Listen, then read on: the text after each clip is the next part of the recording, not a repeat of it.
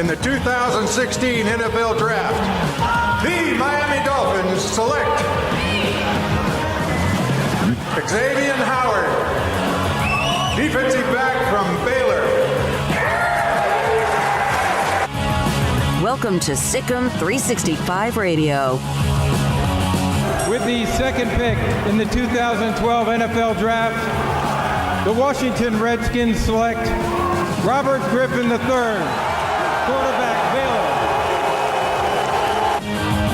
SicEm365 Radio is presented by IdealMRI.com. High-quality MRIs for $497 or less. IdealMRI.com. Your health is important, so is your budget.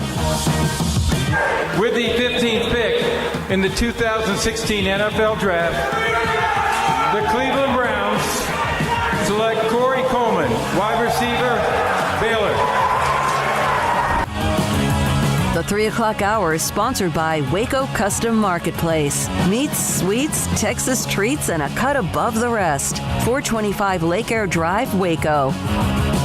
With the 17th pick in the 2020 NFL Draft, the Dallas Cowboys select T.D. Lamb, wide receiver, Oklahoma. Now here's David Smoak, Paul Catalina, and Craig Smoak. All right, so there is nobody that I know of. William Bradley King, who played at Baylor for 1 semester, 1 year, is about it when it comes to the NFL Draft with anybody attached to Central Texas as far as I can tell.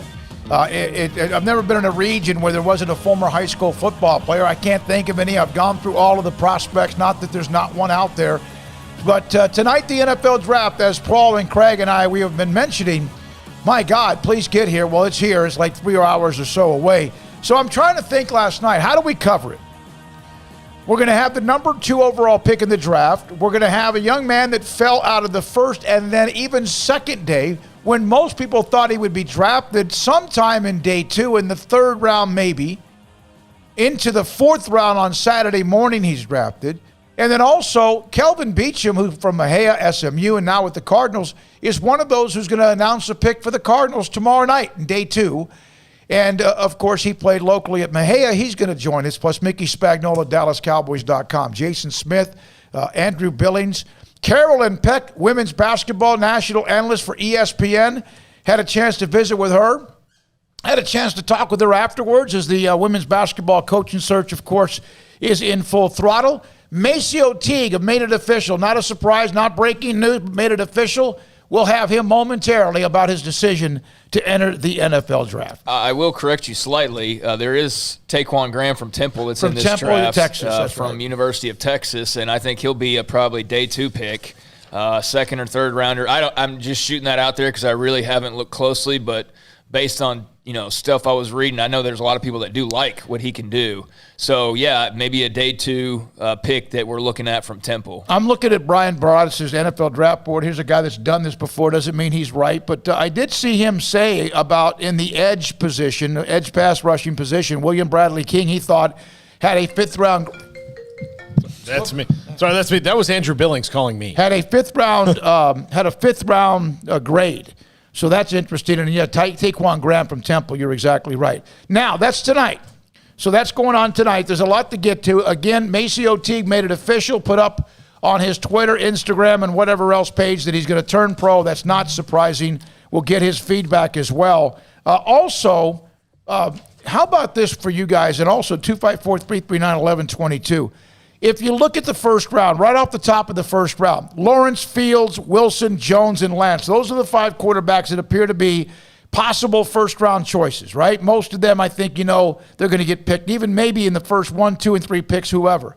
If, in fact, somebody interrupts the quarterback run, is it most likely Kyle Pitts, the tight end from Florida, Jamar Chase, the wide receiver from LSU, who did not play last year, Penei Sewell, the offensive lineman from Oregon, or Alabama, who's coming off an injury, either wide receivers Jalen Waddle or Devontae Smith, the Heisman Trophy winner? I think it's going to be Kyle Pitts. I think that's who Atlanta would draft instead of him, but Atlanta, they're kind of in a weird spot when it comes to the salary cap and everything they've got going on with Matt Ryan and Julio Jones, and probably going to have to trade somebody here in the, before training camp. So they might trade out of that pick. They might just, live to fight another day and not take a quarterback. So I would say it's going to be Kyle Pitts. And, of course, the thing that's thrown a wrench in the draft machine now is the reports out of Green Bay that Aaron Rodgers does not want to come back. And, I don't know what that means. Is there ever a draft where there's no drama? No, I mean. No, that's what it's for. Yeah. I mean, that's what it's for. It's for drama to happen and trades and players to, potentially find their way out of town. So, yeah, I mean, probably Kyle Pitts. I mean, I'd love to be the guy drafting an offensive lineman first this year.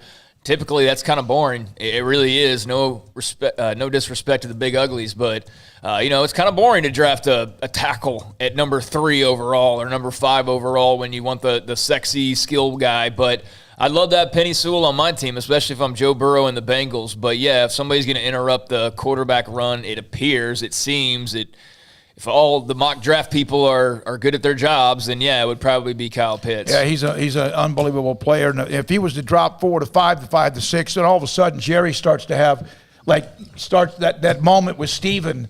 But hey, that would be a great pick. Whoever gets him looks like he's not even really a tight end, but a hybrid. If that happens, do they tell Jerry there's like a fire in the building? Like, you got to get out? Yeah. That's exactly what. Well, they're going to have to, because otherwise he's going to grab that card. Now, yesterday at this time, I put up a note about the quarterback position coming out of spring drills and also the 2 open practices, plus also the game on Saturday.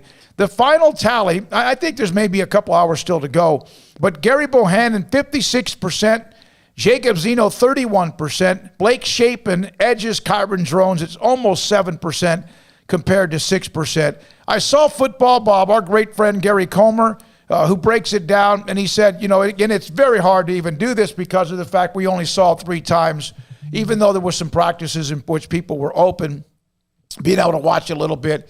And it's just such a small sample size. But it's interesting to get a feedback on how much that spring game Saturday may have influenced a lot of people. Because if you hadn't seen the game, there's no doubt in my mind 60-70% would probably say Jacob Zeno. Yeah, and maybe even higher, just because he kind of seemed to be the guy sort of leading the way the entire time. And, I think this goes to show you how ridiculous a lot of people were with the whole Jacob Zeno push to begin with. I understand that people just wanted to see someone different than Charlie Brewer last year. I myself was reaching that point, not because of even anything that Charlie was doing, but I was just simply sick of the toxicity surrounding Charlie Brewer in the quarterback position at Baylor. It was old after 4 years of just the same thing, over and over again, the same complaints, and and some of the same play, quite frankly, as well, which was some of his fault and some of it wasn't. But I think it was a breath of fresh air to have someone new. I wish Charlie could have had, a more successful finish, but that's just not the way that life was going to work out. But, I just recall hearing Jacob Zeno's the next big thing and the next coming and this and that. Did you see him in the Big 12 championship game? And people like myself would respond and say, yeah, he looked really good with those 2 passes that he threw. Mm-hmm. Oh, you're crazy. You're insane. Why are you covering for Charlie? Well, where you at? Where you at? Because I still think he's going to be a really good quarterback, but I just felt like that whole push by a very select few people and to act like it was just so obvious. Well, it wasn't obvious on Saturday when he had his big chance to carve out the number 1 spot, and it wasn't obvious even when he got some mop-up time. Very little of it, but some of it. So, yeah, I mean, we got to be smart about, thinking guys are totally ready, because he's clearly not. Well, and there's a lot of factors last year. Look, Larry Fedora clearly did not have kind of a grasp on that quarterback room like you would have liked, and that's why he's gone, in part. I mean, he didn't have a grasp on it. Charlie didn't play well, but there were times where it was just obvious, just put somebody else in for a minute, and they didn't do it, and that wasn't just Larry Fedora, and that was the offensive staff that was nobody got in Dave Aranda's ear enough to convince him to do it. Dave Aranda's, a super smart guy. He's not going to just do something because he's stubborn and doesn't want to move off of it. He's sure as hell not going to make a decision like ESPN does based on what Twitter says. Yeah, exactly. So he's not going to do that. But there was a reason they didn't, and there was a reason they didn't feel confident. And yeah, those guys have potential, but maybe they haven't been developed enough. Maybe they haven't, done all that stuff. But I mean, come on, there's a reason. So it's not. If it was easy, then we wouldn't be having this discussion. We'd be like, well, heck, Jacob Zeno, and right there, and he's the starter. From Ryan on our YouTube channel. Charlie is a Baylor legend, but we couldn't get our awesome receivers in the mix because he could only pass it 5 or 10 yards down the field. I couldn't go through another season like that. That's absolutely 5 or 10. I agree with that. At the same time, on Saturday, I didn't see Bohannon air it out. I didn't see Shapen really air it out. I saw those guys struggling at times on the crossing patterns. I did see Zeno's beautiful throw to RJ, and there was a Tyquan Thornton deep post early in which he was open and had a step or two on the defensive back, and the pass came up short and to the right. So that's just something that's timing, and that's something they'll try to get down. But at least he threw it deep. Yeah. He threw it deep. And my comment's not a Charlie Brewer thing either. He was the quarterback last year. It's more of, Zeno looked good, doing a couple of things, but I think that Big 12 championship game got blown way out of proportion. And I think the biggest reason why was just because what you said, he threw a long pass, which people hadn't seen, and they acted like because he did that, then he was just better, in general. And no, he's still got a long way to go, and he's still not the number one quarterback, and he's still not going to be for at least the next 3 or so months. So I think Jacob Zeno's got a really bright future ahead of him, but it just goes to show you that it's not as simple as just, he can throw it farther, so he's automatically better. Yeah, no, you could throw it deeper. Sometimes we've seen high school quarterbacks that throw the beautiful deep fade during warm-ups and 7-on-7, but there's a lot more to that when the game begins. Matt Coleman of Texas is signed with an agent, guard, explosive at times. He will begin his NBA career. We mentioned the MaCio Teague story. Texas roster loaded. Yeah. Baylor's roster's loaded. And still nothing yet official from Jared Butler on what he might do, but most likely you would expect expect him that he's going to move on and play pro ball, but he does have the option of coming back. Yeah, and they had somebody else announce they were coming back yesterday. Who was it for Texas? It was one of their guards that said he was going to enter the draft process but not sign with an agent. And now Courtney Ramey. Yeah, and he's another guy that's kind of explosive at times, erratic at times, but a very good player as well. 254-339-1122. MaCio Teague in less than 5 minutes. Jason Smith, the number 2 overall pick in the 2010 draft, what that was like for him. Kelvin Beachum's calling out the Cardinals pick tomorrow. He'll join us today. And also Andrew Billings, what's it like to see your name just keep getting passed by in what happened to him up in Chicago, I believe it was, when he was coming out at Baylor. And Carolyn Peck at 4. You got to listen to that on the women's basketball search. Paul? Stephen from Virginia, who is probably still recovering from eating 6 pancakes. Nobody really dared him to do it. He just wanted to do it. Go ahead, Stephen. I don't think I'll ever eat pancakes again. That's a shame. Very doubtful. Very doubtful. If we're talking about an injured reserve type of thing where the NFL got to come up with the likelihood that I eat pancakes again is very doubtful. My question was, now that we don't have to talk about Kim Mulkey anymore, we can talk about the spring game. Craig, I hope this isn't repetitive for you, but I asked Grayson and Craig on the Bearcast what they thought about the quarterbacks. And my point was, and I think Grayson and I disagree on this, but I think Gary's the better option because when they had Gary in there, they could do that power running with Abram Smith. They could do the zone read that seemed to open up plays on the intermediate passing game where Gary was pretty accurate. He hit Tyquan and RJ a couple of times, and that looked good. And Matt Rule told us that if you play defense in the Big 12 and you run the football, you still have a good chance to win if you have a great defense, which we have. And I think Abram Smith is a really physical runner. And I really have only seen Jacob Zeno throw 3 good passes in his Baylor career, the one at the end of the game and the 2 in the Big 12 championship. So as much as I want Jacob Zeno, who obviously has a more talented arm to take hold of the job, he turns the ball over too much. I thought he got anxious and nervous and threw a couple of really bad picks.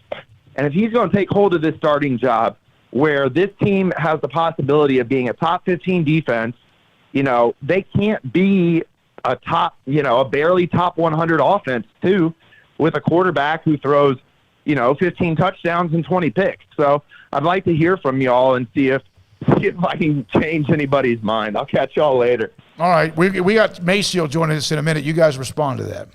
I mean, I've already said on the podcast, and that's not repetitive. I think I said this on the podcast, but I think if I picked the starting quarterback today, and you asked that yesterday, I said Gary Bohannon. Mm-hmm. And a big part of the reason why is what he just said, that power run game and kind of what they're looking to do, or what it appears they're looking to do. They've got a bevy of running backs.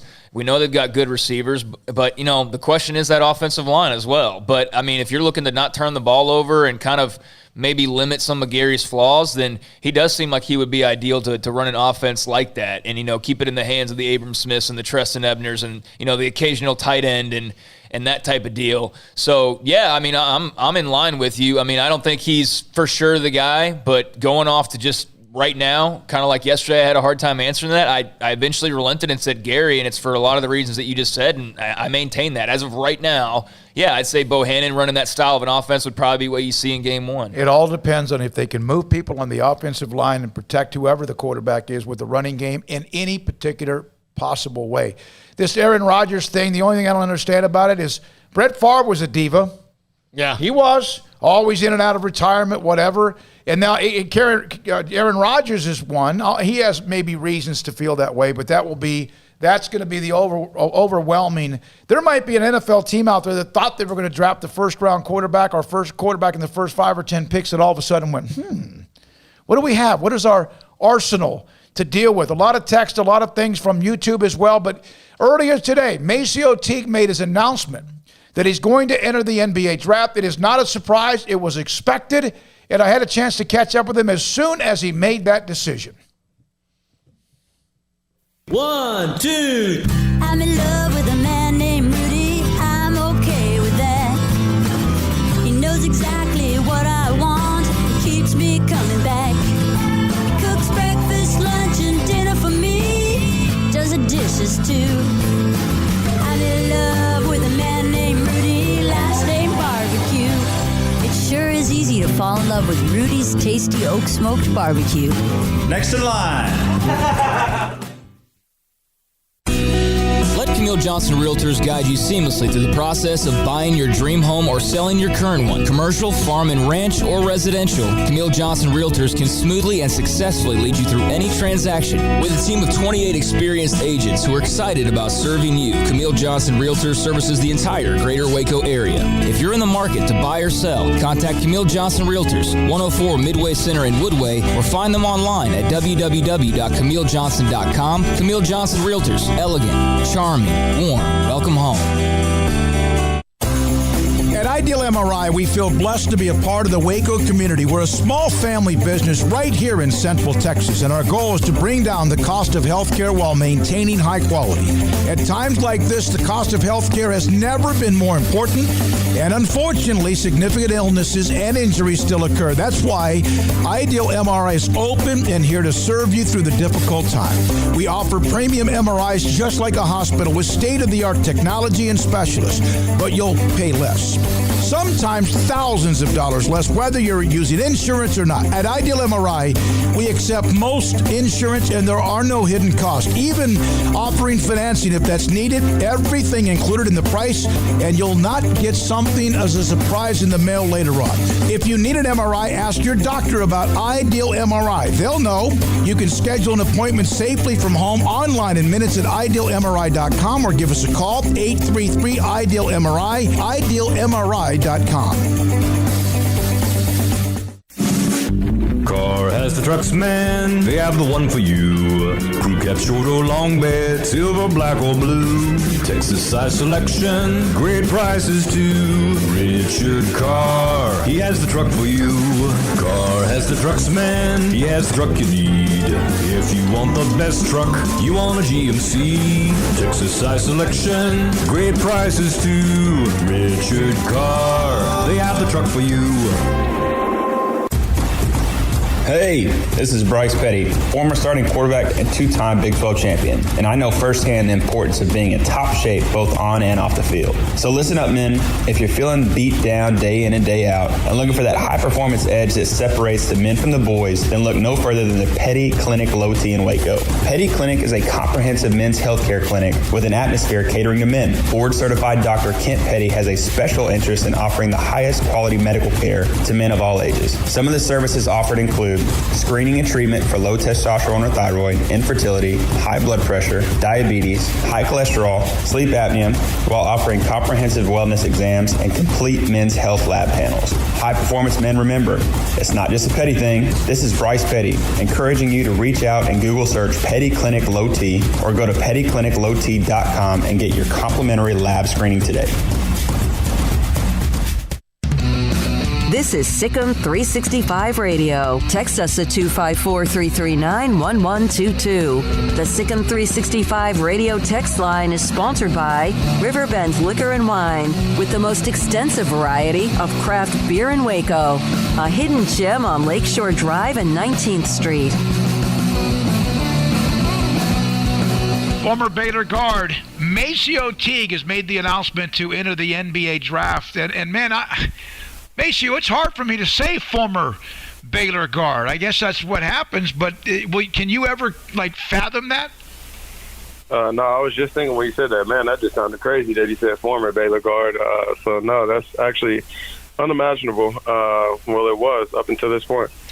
Well, you did this last year, and obviously you kind of tested the waters. You could have absolutely entered the draft, but it was been a journey that's been incredible with all the things that have happened and what you guys did on the court. What are your thoughts about declaring now? I know you still could have had an option, but your thoughts about declaring for the draft and moving forward? Just felt like it was the best time to come out. Just coming off of the national championship run, just the improvement that I showed from last year to this past season. I just felt like the time was best right now. What have some of the pro scouts, and even last year, what did they tell you should work on, and have you talked to many of them lately? No, I haven't spoken to anybody, but they said I need to work on my efficiency. They said I need to be a better defender. And those are just two things that they said, and I feel like I proved that I was a better defender this year, and you can look at the numbers and see my efficiencies going up. No question about it. I think with Davion and Mark getting a lot of the attention, I've said this many times, that they got a lot of the attention. They earned that sometimes that you were overshadowed by that defensively. Because if you look at the efficiency numbers, they're basically you lock people down. What was it like to improve that much from last year to this year? And was it just a matter of working on it in practice or skills or what? It was a matter of just being put in the right situations, talked with the coaches about ways that I could improve, develop the plan, went forward with the plan, and I feel like once they have a plan, there's no stopping. What did the Baylor coaches, I know they're happy and proud for you, did you have the conversation with them when you decided to make this last decision? I feel like it was just a decision for myself to make. They didn't try to persuade me to do one thing, persuade me to do another. They just wanted me to make the decision that they felt was best for me. Was it any similar, obviously, that when you made the decision to come to Baylor, they were thrilled with that, excited about that? What was their reaction when you said, I'm moving on? I feel like they kind of expected me to move on. So it wasn't like it was a crazy reaction. They hate to see me go, but just happy to see me move forward as a basketball player and as a man. MaCio, what's it been like since that night when you destroyed Gonzaga? I know you had that incredible week in Cincinnati. I can't imagine. I watched it along the way, talked to your mother a couple of times. What's that been like? It was definitely incredible. Just seeing all the support that I have from the city of Cincinnati, but not only Cincinnati, the city of Waco, Alumni Foundation, just guys, different people around the city of Waco, and it's just been a tremendous amount of joy just knowing that all those people have my back. So now, what's next? Obviously, you make the decision. The draft, of course, is coming up this summer. What happens with you next? Do you go find some place to work out for the next month and a half? What's next? Yes, sir. I got to find somewhere to work out and just go forward from there. Just try to continue to get better on a daily basis. Just try to continue to get 1% better. What did your time at Baylor mean to you now in the end? It meant the world to me. I just felt like that was one of the best decisions I could have made in my life. Just the opportunity of a lifetime. I remember somebody told me that one of the 3 most important decisions I would make in life is where I chose to go to college, and I feel like I definitely chose the right school in Baylor University. So I'm happy and proud that I'm a Baylor alum. What was it? Alvin Brooks sent out a video of you doing gassers after a workout. Was that recently at Baylor, or was that something from previous during the year? That was like 3 days ago. Okay. That was recently. And so doesn't that kind of summarize you and really your entire teammates, your group of you guys doing so much work when people aren't actually, or you don't know if they're watching or not? Isn't that kind of what summarizes you? Yeah, I definitely would agree that it summarizes us as a unit. Just a bunch of guys who are willing to go in the gym and work at an extremely high level. And it's the hours, like you guys see us winning the national championship, but the championship was won before. It was won the night before when we were in scout that nobody saw. The day before that when we watched Gonzaga after we won our game. So, it was just a lot of work that went into the process of us winning and us being successful as individual basketball players, and that's the work that people don't see. And Coach Brooks just happened to be up there recording. And I didn't even know he was recording when I was running, but yeah, it just so happened to be that Coach Brooks was up there recording and posted on Twitter. What is your teammates reacted to you? Have they said much to you about the fact that you're – and this was something everybody expected. As you mentioned, this is your time. You've done all you can pretty much do. What's been the reaction from those texting or calling you? From my teammates, they already knew what the play was. But the people texting and calling, I haven't looked at my phone yet. This is the first interview I've done.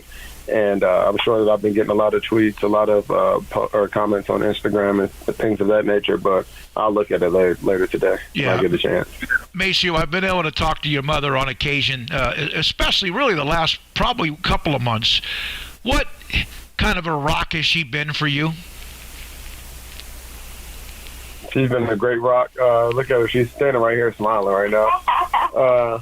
But, yeah, she's been tremendous throughout the entire process. Helps me out, especially with my mind. I feel like that's the best thing, like the game of basketball. It's a lot of skill, but it's also a lot of your mental, how strong your mind is, and I feel like she's been tremendous in that aspect of the game. As you would expect, she's your number one fan, and you've earned it. Hey, I tell you what, it was tremendous to cover you guys as a team, watching you develop, watching you mature along the way, watching you guys overcome adversity, and then winning the national title when I was covering the game in Indianapolis. Congratulations. Are you relieved, even though you knew this was going to happen? Is it kind of a sense of relief? Did I announce it? Yeah.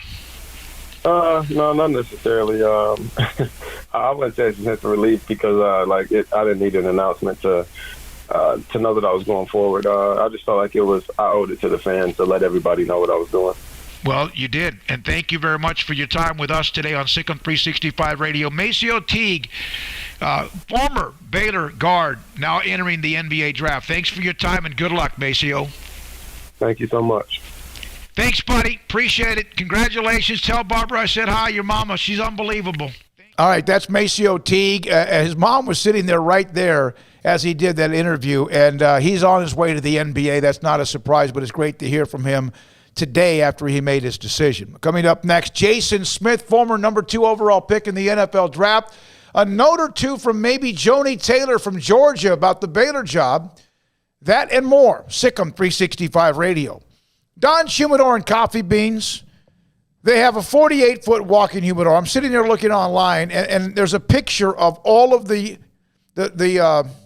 boxes of cigars in this humidor that is just filled with the great brands of cigars around the world, not just the country, the elite brands of cigars around the world, including Christoph, Macanudo, Monte Cristo. You can just stop right there. Everything's good, right? Or how about Padron, My Father, Quorum, Romeo and Julieta, Rocky Patel, Cohiba, Arturo Fuente, and Ashton. You give me all them, I'm fine. Let's go. But there's many others, including Brickhouse or La Fontana. And, the acid by Drew Estate, yeah, that kind of gets your attention. It's a very popular cigar brand as well. It is Romeo and Julieta. If you want one of those, they got that red label. It's just absolutely elite cigar, and they've got a different couple of different smokes with that. And the CBD products, if you are struggling to fall asleep at night and you just need something to relax you, that can help you out with Vita Dreams. Ask Carol and Ashley about that. And of course, they have all of what you need if you smoke cigars or you get it for a gift, maybe a college graduation gift or maybe even someone's wedding. If that's what you're going to do, they have the cutters, the torch lighters, the humidors to put them in, even the travel cases. If you want to take it on a golf trip or a vacation, you might put 4 to 6 or 8 cigars in some of them. Dunn's Humidor and Coffee Beans in the Town West Shopping Center off Valley Mills in Waco. At Baylor University, students can shine in their own way. Or should we say their own ways? Because there's no limit to the ways Baylor students make the world a brighter place. Whether they're leading a student organization or following a higher calling, getting advice from faculty, or taking part in world-class research, pursuing their dreams, or working toward their dream job, students find their place to shine at Baylor, where lights shine bright. Stepping into the boots of a U.S. Army officer can add confidence and leadership skills to your son or daughter's career path. See all the things they can achieve in our boots at GoArmy.com. U.S. Army Waco Recruiting Company, 254-598-8131 or 254-776-1543. How did Edward Jones become one of the biggest financial service companies in the world? By not acting that way. Financial strategies, one-on-one advice, it's a big difference. And that's why Brad Wilson, your Edward Jones financial advisor, makes sense of investing. Experience the difference for yourself. Brad Wilson, 250 Sharon Drive in Woodway, 254-776-4337. Edward Jones, member SIPC. You want to know why Stonewood Dental is so successful? Listen to what happy customers have to say. It's pleasant. It's different than any other dentist office. I really feel like they care. And it's not that you're here for 2 hours waiting on someone to take care of you. It's quick and easy, and I bring my kids, and my kids love being here too. They really love the treasure box.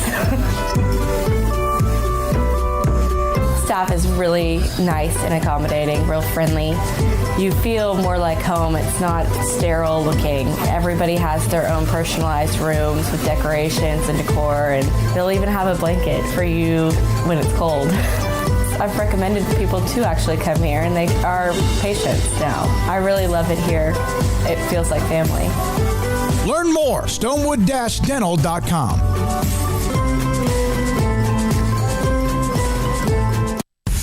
Texas Farm Bureau Insurance has protected fellow Texans with auto, home, health, and life insurance since 1952. With more than 260,000 square miles of land and 27 million people, that's a lot to cover. Whether you're wrangling cattle or wrangling kids, we're proud to protect Texans in all Texan ways of life. Stop by and see our agents at one of our 3 McLennan County locations. Coverage and discounts are subject to qualifications and policy terms and may vary by situation. It's time to fire up the grill, heat up the oven, or get that deep fryer going to enjoy the top quality products at Waco Custom Marketplace. Order 30-pound sacks of live crawfish by 6 on Wednesday. Pick up on Friday afternoon after 2 or Saturday. Enjoy the weekend. 30-pound sacks of live crawfish available right now for $4.25 a pound. Find all the crawfish boil ingredients you need, including red beef potatoes, sausage, corn cobettes, and Louisiana boil seasoning. Make your order for live crawfish by Wednesday at 6. Pick up on Friday after 2 or all day Saturday, and enjoy the weekend. Waco Custom Marketplace, your home for fresh baked kolache, cinnamon rolls every day. Butcher shop to cut your steaks the way you want. Fresh seafood, summer sausage, boudin, house cured and smoked bacon, spices, seasonings, soup mixes, and more, and weekly gift boxes for any occasion. Waco Custom Marketplace, 425 Lake Air Drive in Waco, or WacoCustomMarketplace.com. Welcome back to SicEm365 Radio. With the second pick in the 2009 NFL Draft, the St. Louis Rams select Jason Smith, tackle, Baylor.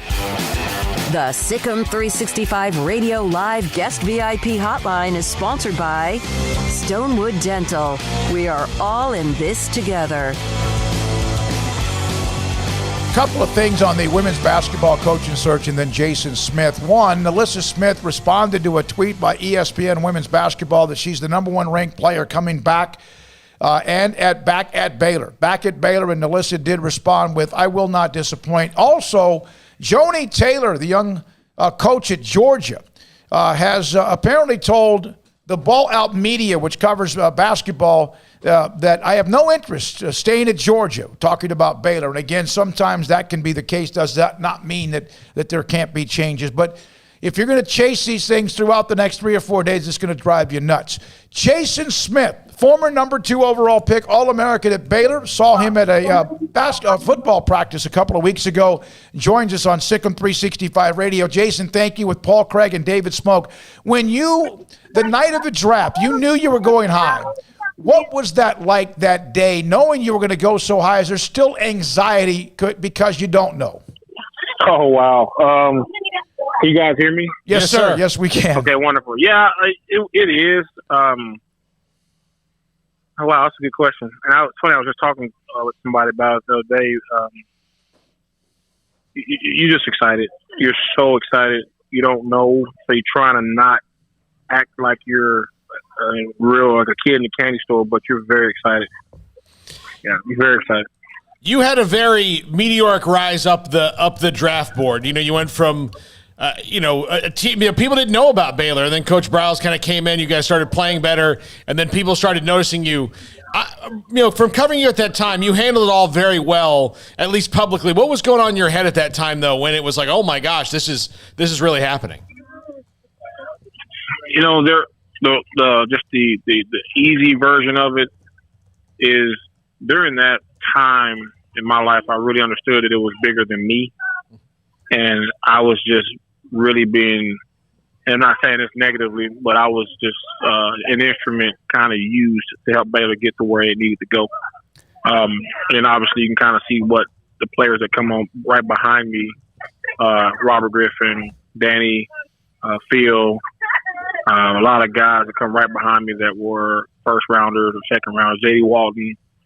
So, I just was basically like an instrument in my mind, not negative, not mean anything bad about it, but it's just I had to be the first to go. So, Jason, tonight some guys will have their names called as first rounders like you were, and they'll be, going through the press conferences. They'll get their jerseys, all that kind of good stuff. How long does that honeymoon period last, though, before it turns into the business of the NFL? Probably about a day, maybe about you get drafted and they take you around Music City Hall, doing all the interviews, and you're just excited and dragging you here, there. Then you kind of go back to your hotel room, get your stuff, and spend the night, or maybe go out to there's usually like a party or somewhere you used to go to. I was so in my mind, coming from Baylor in my background, I wasn't really the kind of guy that wanted to go out and celebrate. I was more or less like, okay, let me get somewhere quiet. I think we went out to eat, and I went somewhere quiet. I went and met Steven Jackson at where he was at. He was there in New York, and then I went to my hotel and got somewhere. You don't want to mess. I don't want to sound bad, but you don't want to mess up. You don't want nothing to happen. You don't want to be in the wrong place at the wrong time. So, a lot of cases, the safest place was just in the room, ordering room service. Just hiding out type of deal. What was it like when you heard your name? It was life-changing. It was very life-changing. Just, no matter where you get drafted, whether it's first round, second round, third round, free agent, just to hear your name and affiliated with the NFL, and then obviously everything that we were trying to do at Baylor at that time and with Baylor, we were really trying to get guys in the NFL and prove that, Baylor was a place that people wanted to come to. And then I believe that following those experiences, a lot of people did come to Baylor. A lot of great players are there now. And Baylor is just a big imprint in the Big 12 and in NCAA. So it's exciting to be obviously a Baylor Bear. Jason, what advice do you give to people who ask you now, potential players who are getting drafted in the NFL, about how to take those steps after your name gets called? Nobody ever asked me, so I don't. Yeah, I mean, a few guys did it first, but nobody asked those. The world just changed for the younger generation. They got it all figured out. I'm not saying it to be negative. It's just that I didn't know who to ask back then. I guess they don't know who to ask either. But take it slow, and when you break, go ahead and get a vacation in. What I mean is go to the beach and listen to the water, and learn how to rest early on. Like, I didn't know how to rest. I didn't know how to turn my brain off and rest. And that's the advice I would give anybody, because your life becomes a whirlwind real fast, and you're accountable to everybody, and you're trying to do this, do that, do this, do that, do this, do that. You never say, I need to rest, and then it takes basically an injury before you actually get some rest. Jason, you were at practice, I believe it was a couple of weeks ago. I came in for the end of the day interviews with a couple of coaches, and I saw you looking at your picture up on the wall in the indoor facility. New second-year coach Dave Aranda. What was your thoughts on what you saw, and did you have a chance to visit with him at all? I was so happy to meet Coach Aranda, and he's very embracing to myself and Baylor alumni. Along with Mr. Walter Abercrombie, invited me out. It was a blessing to be there and see the enthusiasm and the level of intensity that the guys have. And, I hope that it continues. I'm right here. Hope it continues. What's more difficult, blocking an on-running defensive lineman or what you're dealing with right now?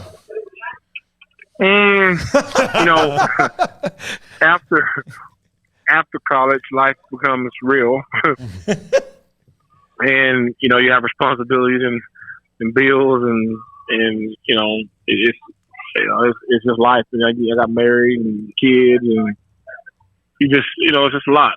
So life is definitely easy when you're in college, and simpler, I would say. Also, are you still a rancher? Are you still ranching? Yes, still ranching, raising horses, selling horses. We're full-fledged in it. My son is now 6, and he's driving tractor, and we're grooming the ground. And so, yes, sir, we're full-fledged in it. A lot of work for what grows in agriculture happens during the off-season or the fall or winter, and then you start to see a lot of the product or whatever else you're doing with cattle, horses, et cetera, bloom in the spring, so to speak. What's that like right now for you as a rancher this time of the year? Really, it's actually hard because now we got to cut grass, spray grass, worm stuff, bite stuff, bring it up, put your hands on it for the first time, weaning babies. It's a lot. It's a lot, actually. I mean, it's fun, though. You got to like it. We really, really like it, my wife and I and our family, and keeps us busy, that's for sure. What kind of animals do you have? Horses. Yeah, performance horses, yes, sir. Oh. So do you have to break them? I mean, look, I'm telling you right now, if you stared me down as a horse and told me not to buck, I'd be like, all right, fine, it's not worth it. No, I don't break them. Okay. My brother-in-law is a world-renowned colt starter, and he breaks them, and he trains them, and he gets them to rock and ride them, the ones I want to ride. But for the most part, he does that, and we sell them and market them on social media and a lot of advertising and things like that. I have to ask you this because I always have said, and I know people criticize me when I say this, is Secretariat is maybe the greatest athlete ever, and it's a horse, and people say you can't call a horse an athlete. Do you call a horse an athlete? 100%.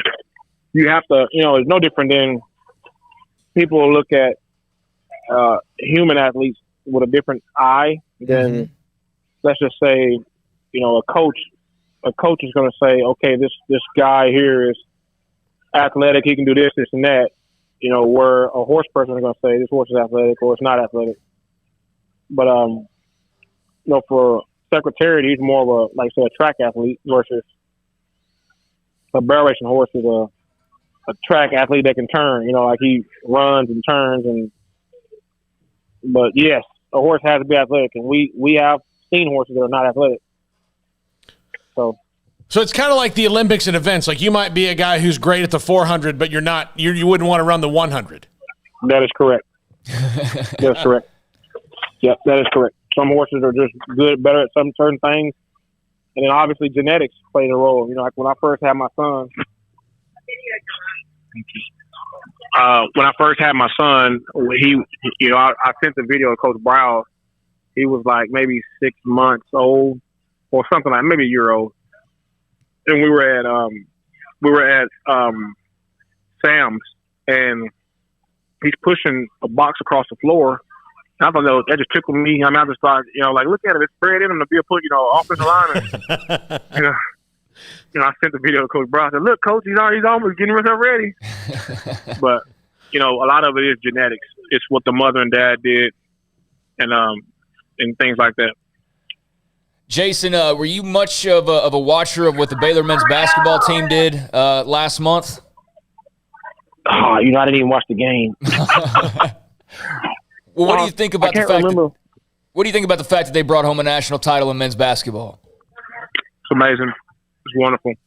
It's I'm sure the program needed it. I don't know if we've ever won a national championship in basketball. I know the girls program are used to it. But it's awesome. It's just good to see Baylor Bears just stand on top. Really in all athletics, football, basketball. Mm-hmm. And then our football program will get back there, I believe, this year. I think the coach Miranda's going to do an outstanding job. And the team looks good. I'm sure they're going to run fast and play hard. So, I have always thought this way, and Baylor's got themselves Eric Mateos, who's a tremendous offensive line coach with what he did up at Brigham Young, and they've had others. But I always have thought that Randy Clements was as good as you could possibly be. I don't know if you saw this story, Jason, but he was relieved of his duties or no longer with the Ole Miss football program just because of conflict of personality with Lane Kiffin, and he goes to assistant coaches like a wood chipper. Can you try to describe how great, how good, and how much Randy Clements influenced your football career? So, first of all, I don't know anything about him getting released. I don't know. And I don't want to engage in a controversial topic about that. What I'll say about Coach Clements is I love him. And he has such, I wanted to leave Baylor after my junior year, and Coach Clements recruited me. And he took his time, talked to me, showed me guys he's coached. The proof is in the pudding when you can spit out first rounders like he has in his career. And the thing about Coach Clem is he's actually a very, very quiet coach. Yeah, he's very, very quiet. He's a teacher, and he demands you to do it every day. I mean, he's gonna walk up to you and just tell you how it needs to be. He doesn't raise his voice. He doesn't yell. He's not really much of a yeller or rah-rah guy. He explains stuff, and he makes you think. And then he knows how to get in your mind. He knows how to make you run through the wall. Well, actually, he knows how to convince you that it was your idea to run through the wall. But yeah, I love Coach Clements. He was amazing in my life. I thank God for him. He used to let me come in his office and just sit there in his chair and watch his film. He watch film and just use his computer. And I look at little things. His personal belongings be they're in his drawer and he'd be gone. Mm-hmm. And just like little things like that where he trusted me. And so it just means so much to me, Coach Clements does, and his wife. It's wonderful. It was good to see you at practice a couple of weeks ago. Great to hear what you have to say about Dave Aranda, Coach Clements, and also the draft and memories of that night and also leading up to it and afterwards. Jason, great to have you on, man. It's fantastic. Good luck. Thanks for your time and handle those kids, right? Yeah. Yes, sir. Man, my son is amazing. Man, my daughter, I thank God for him. But, yes, sir. It's been wonderful. Thank you guys for the opportunity. And go Bears. Yes, sir. That's Jason Smith, number 2 overall pick in the 2010 draft, All-American at Baylor, and with us on SicEm365 Radio. We're going to hear 4 different angles of the draft. Mickey at 4:30 on the Cowboys at number 10 and what might happen. Kelvin Beachum's announcing the Cardinals pick, I think, tomorrow. Cardinals offensive tackle. And then Andrew Billings back when he was on the draft board in Chicago and had to wait. And we'll even kind of tell the story of what Gil Brandt told us after the first night.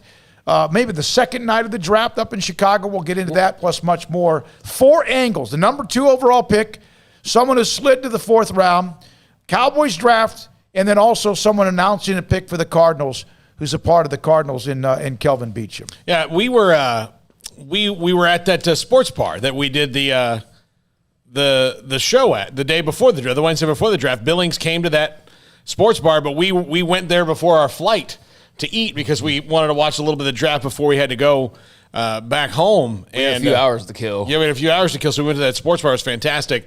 I'll just tell you, nowhere else has treated us, no city, like Chicago did when you call them up and go, oh, yeah, we've got a sports bar for you right here. Oh, hey, do you want Lance Briggs to come and do the last hour of your show with you? Yeah, sure, we'll do that. Yeah. We didn't even ask for that stuff. No, they just did it. They were incredible. Yeah, they were incredible. Okay, Craig Smoak, Paul Catalina, David Smoak, Armstrong Sims.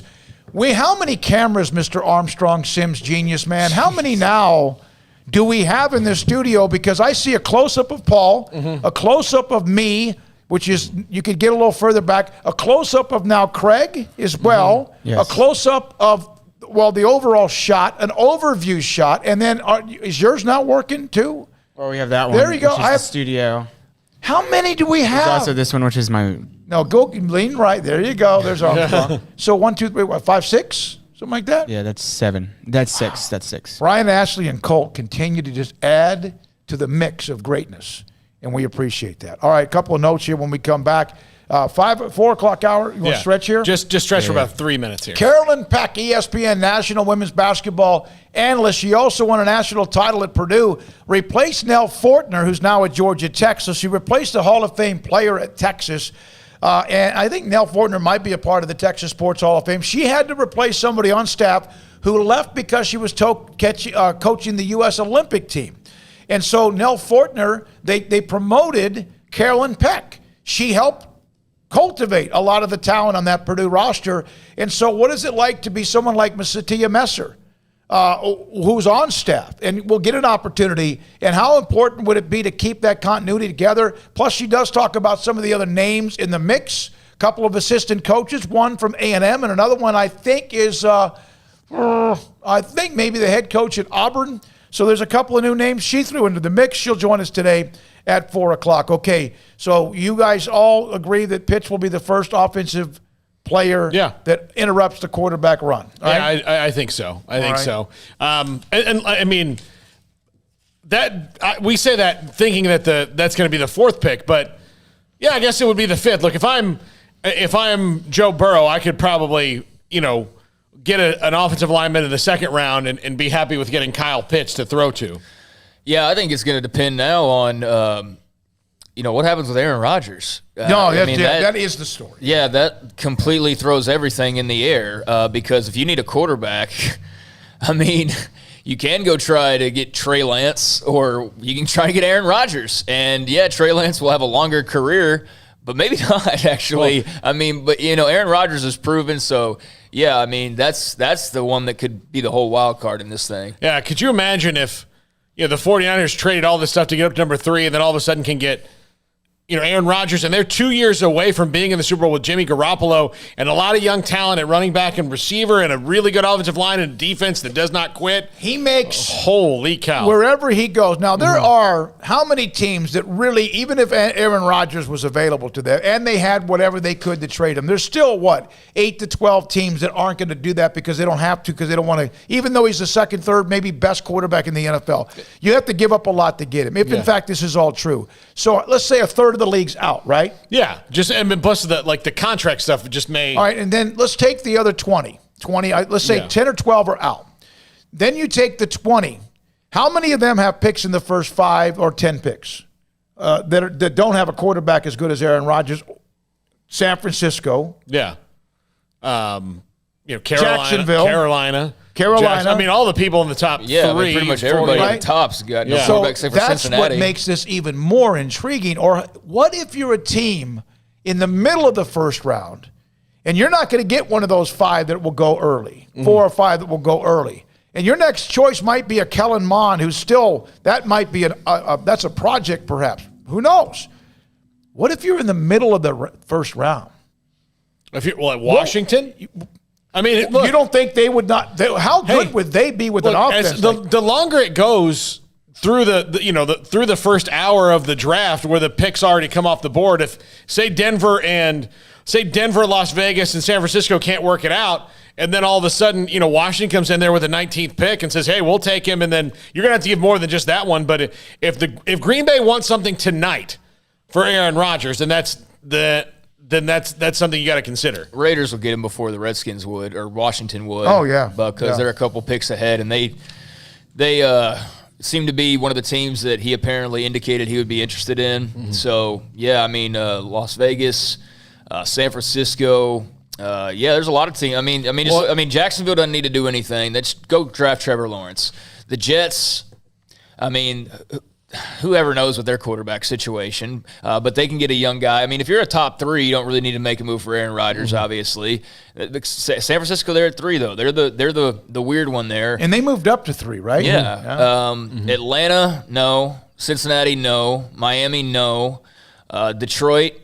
They got rid of Stafford. They just made a quarterback trade. Yeah, so. I mean they got and they're Goff in the division. now. And they're in the division. Yeah, Carolina, yes. Mm-hmm. Denver, yes. Dallas, no. Giants, no. Eagles, no. Chargers, no. Minnesota. Who's Minnesota's quarterback? Cousins, a no. Patriots in the division 2 and the biggest rival. Right? So, yeah. So they wouldn't do that. Patriots. They were talking about trying to get Jimmy G back. The rumors yesterday. So maybe, God, you met Aaron Rodgers to the Patriots. So that would be hilarious. Now we're at 15. Yeah. Arizona, no. Las Vegas, yes. Miami, again, no. Washington, yes. Chicago. Yes. Yeah. Chicago would love it. The city of Chicago. But again, in the division. Yeah, but it's in the division, so it's not going to happen. So, we're at 20 now, and there's 2-3 teams that you could say yes. Yeah. Outside of the 3 that obviously are going to draft, one of these prospects. Ryan Pace would have to have a picture of Brian Gutekunst. Literally, who? Brian Gutekunst. Okay, all right. It's German. Yeah. Move murdering 3 people. But now let's take those teams you mentioned that might be interested. How many of them have receivers? Because the Packers, we know, have been challenged at wide receiver, although they always seem to find somebody. They got Blue Adams. That's good enough. Okay. If you were the Jags, is there any way you would try to swing an Aaron Rodgers trade? I don't think so. I don't either. I think Urban Meyer's already kind of made it clear, he wants young guys. Yeah. Except for apparently a 33-year-old washed-up athlete, but he even still. Doesn't this turn? We're not going to go down that rabbit hole because we don't. But have time. he wants young guys. He's already said that's his point, is to get in there and get the younger players in there and rebuild the Jaguars. So I don't think he'd want that. And of course, if you're Aaron Rodgers, what does Jacksonville have that's really going to make you? You want one last ride. The Broncos make a lot of sense to me for him. They really do. They're in the AFC, which means they're not in the division. They have a high pick. John Elway's done it before with Peyton Manning. They've got good skill players coming. Cortland Sutton and Jerry Jeudy and that wide receivers, young guys. Running backs are pretty good, and of course they could always find a good one in the later rounds if they They could really be a fit and then be a contender for the AFC and take on Mahomes right away. That's the AFC West problem right now is who can match Mahomes when it comes down to it to win that division? Nobody. Yeah, there's not many, and there's not many quarterbacks even if you get them. All right, so that's the 3 o'clock hour. MaCio Teague, Jason Smith coming up next. Carolyn Peck on the Baylor women's basketball coaching search. Mickey at 4:30. Craig's off the radar, 4:45. Andrew Billings at 5. Kelvin Beachum and Paul's 5 at 5:55. This is SicEm365 Radio. If you are looking to sell your home or buy a new home, then you need to call my friend Lance Donaldson and the Donaldson family team, brokered by eXp Realty, 254-214-3713. Lance has got a lot of great listings. You can check out his website. Just put Lance Donaldson, eXp Realty in the little Google box, and it'll pop up all the stuff that he's got right now. Also, just every different way you can contact him, every different way you can get in touch with him. And I'll tell you, Lance is a very unique guy, unique perspective. He is going to be very passionate about finding you a home, selling your home. He's very dedicated to single thing he does in his life, and he's got a very unique perspective. He's also a great listener. He kind of gets a read on you really, really quickly. That's what Lance does, and he's going to find a great home for you and your family. So give him a call, Lance Donaldson and the Donaldson family team, brokered by eXp Realty, 254-214-3713, or online at lancedonaldson.exprealty.com. From the first workout to the last practice, sports is an incredible and rewarding challenge. Hi, everyone. This is Dan Ingham with the First National Bank of Central Texas, and we're proud to support each athlete, every parent, and our educators. From families, small businesses, to the biggest industry, we're here to help. With remarkable products like mortgage lending, we've got banking ideas that fuel big dreams. The First National Bank of Central Texas. Familiar faces making local decisions. Member FDIC, Equal Housing Lender. Don Humidor, your home with a 48-foot walk-in humidor with the elite cigar brands from around the world, including the #1 cigar of the year, Aging Room Cuatro Nicaragua. Plus, they have the great brands like Macanudo and Artur Fuente, Rocky Patel, Aston, and so much more. CBD, great for sore muscles, aches and pains, sleep, Vita Dreams, and anxiety, mild depression, general health and wellness. Their staff very knowledgeable on the subject. If anyone is curious about CBD, ask Carol and Ashley. Don Humidor in the Townwest Shopping Center off Valley Mills in Waco. It's the Jeep Celebration event going on now at Allen Samuels. You'll find special pricing on a new 2021 Jeep Grand Cherokee Laredo with total values up to $3,750 or 0% for 72 months. Also, check out the new 2021 Jeep Cherokee Latitude Plus or Luxe with up to $5,000 in total values or 0% interest for 84 months. Allen Samuels, the best place to find your new Jeep. Located at 201 West Loop 340. Come by. Let's be friends. See dealer for details. All offers have credit requirements. Boots add protection. Good boots help you climb better and move forward faster. And when your son or daughter steps into the boots of a U.S. Army officer, they also learn how to lead. In these boots, they'll gain more confidence with expert training in one of more than 150 occupational specialties. In these boots, they'll stand a little taller and lead a team with diverse backgrounds and areas of expertise to successfully accomplish whatever challenge comes next. In these boots, they'll earn respect with valuable experience from day one that will give them solid footing for success into the future. Highly qualified candidates who earn a spot on our team can receive comprehensive health care coverage, college tuition assistance, and a bonus of up to $40,000. See all the things your son or daughter can achieve in our boots at GoArmy.com.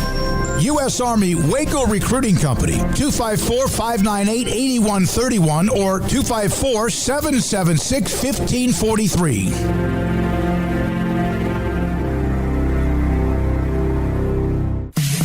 In the market for a quality metal building? Since 1943, Pioneer Steel and Pipe has helped Central Texas residential and commercial customers with metal building design, panel options, building components, and trim options. Pioneer Steel and Pipe's residential line is energy efficient, offers low maintenance, reduces insurance payments, is impact resistant, and carries up to a 45-year limited warranty. In addition, they can also help you find a metal building contractor for your project. Pioneer Steel and Pipe with locations in Waco and Bryan and at pioneersboys.com.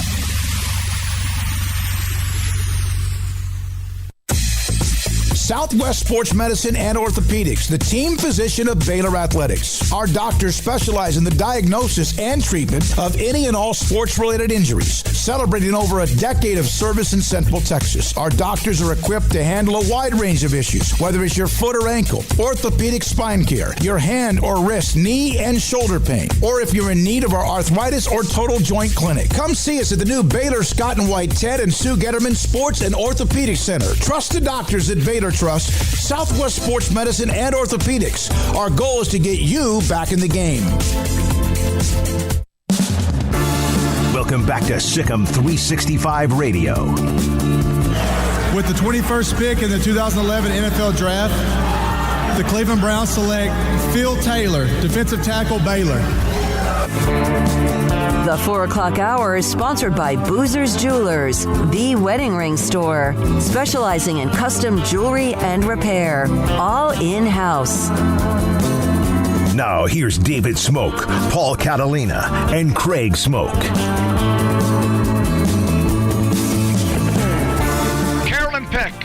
ESPN women's basketball analyst and also a former national championship coach with us on SicEm365 Radio. Carolyn, when you look at what is here at Baylor, the way they paid her, the way they paid her staff, the facilities, the amenities, the budgets, and all that, do you feel like there'll be any problem at all? Mac has said that they have incredible interest on this job. Do you have anybody in particular you think is maybe a name or two or three that's a fit for Baylor?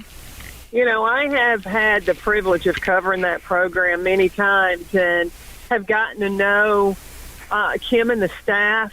And, I mean, you don't have to look far when you look just right down the bench. Shatia Messer has brought in some of the best talent in the country to come to Waco.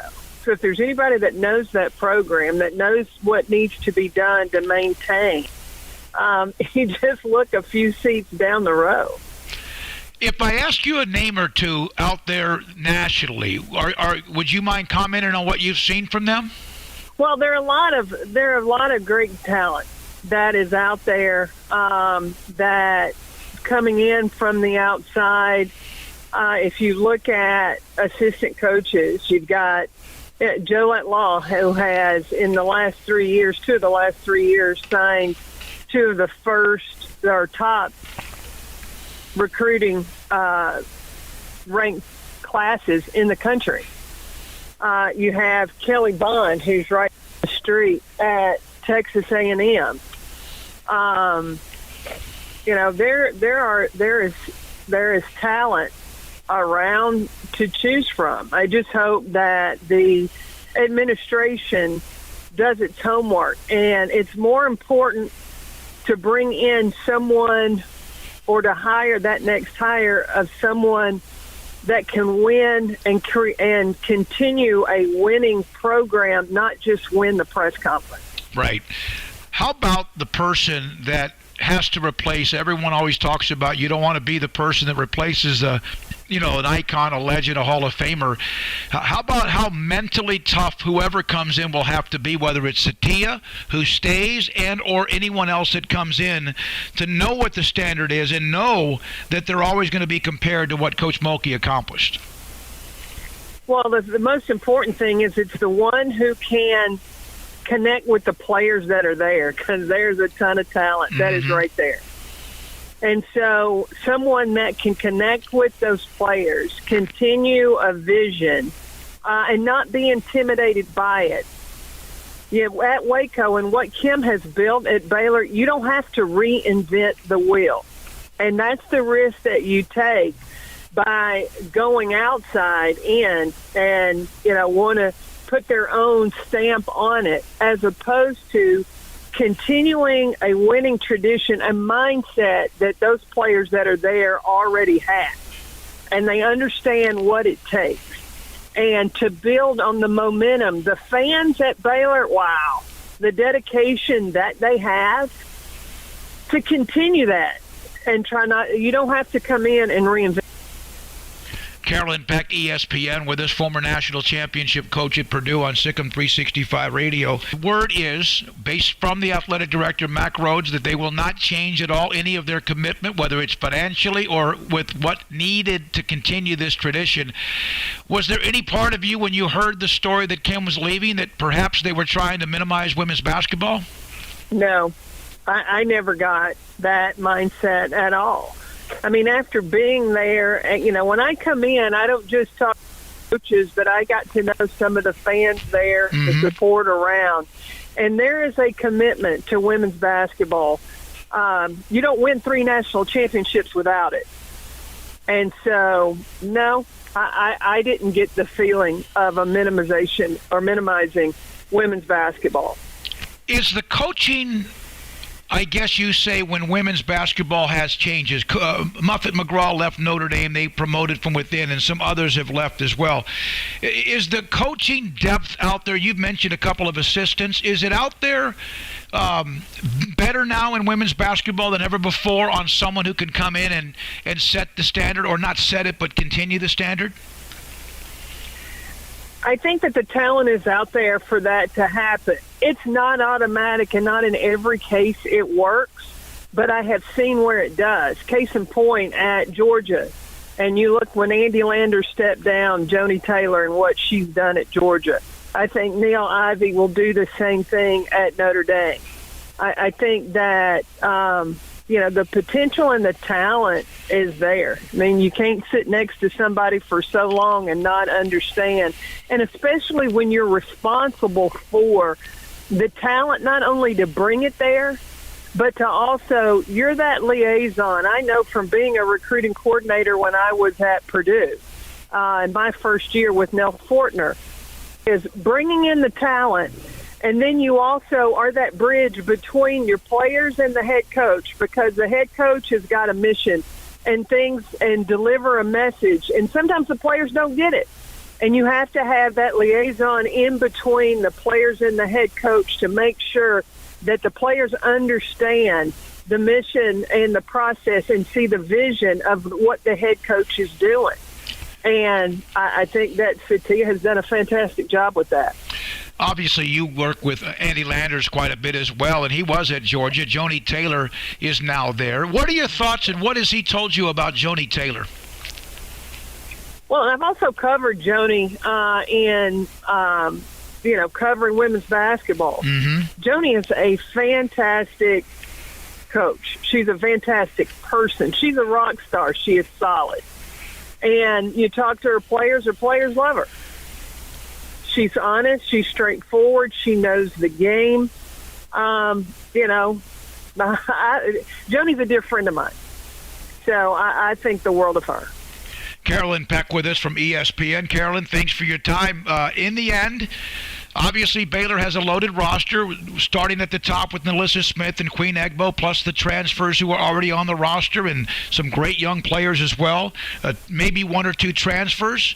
Obviously Jordan Lewis, one of them from Alabama, and then the young freshman from Arkansas who is signed.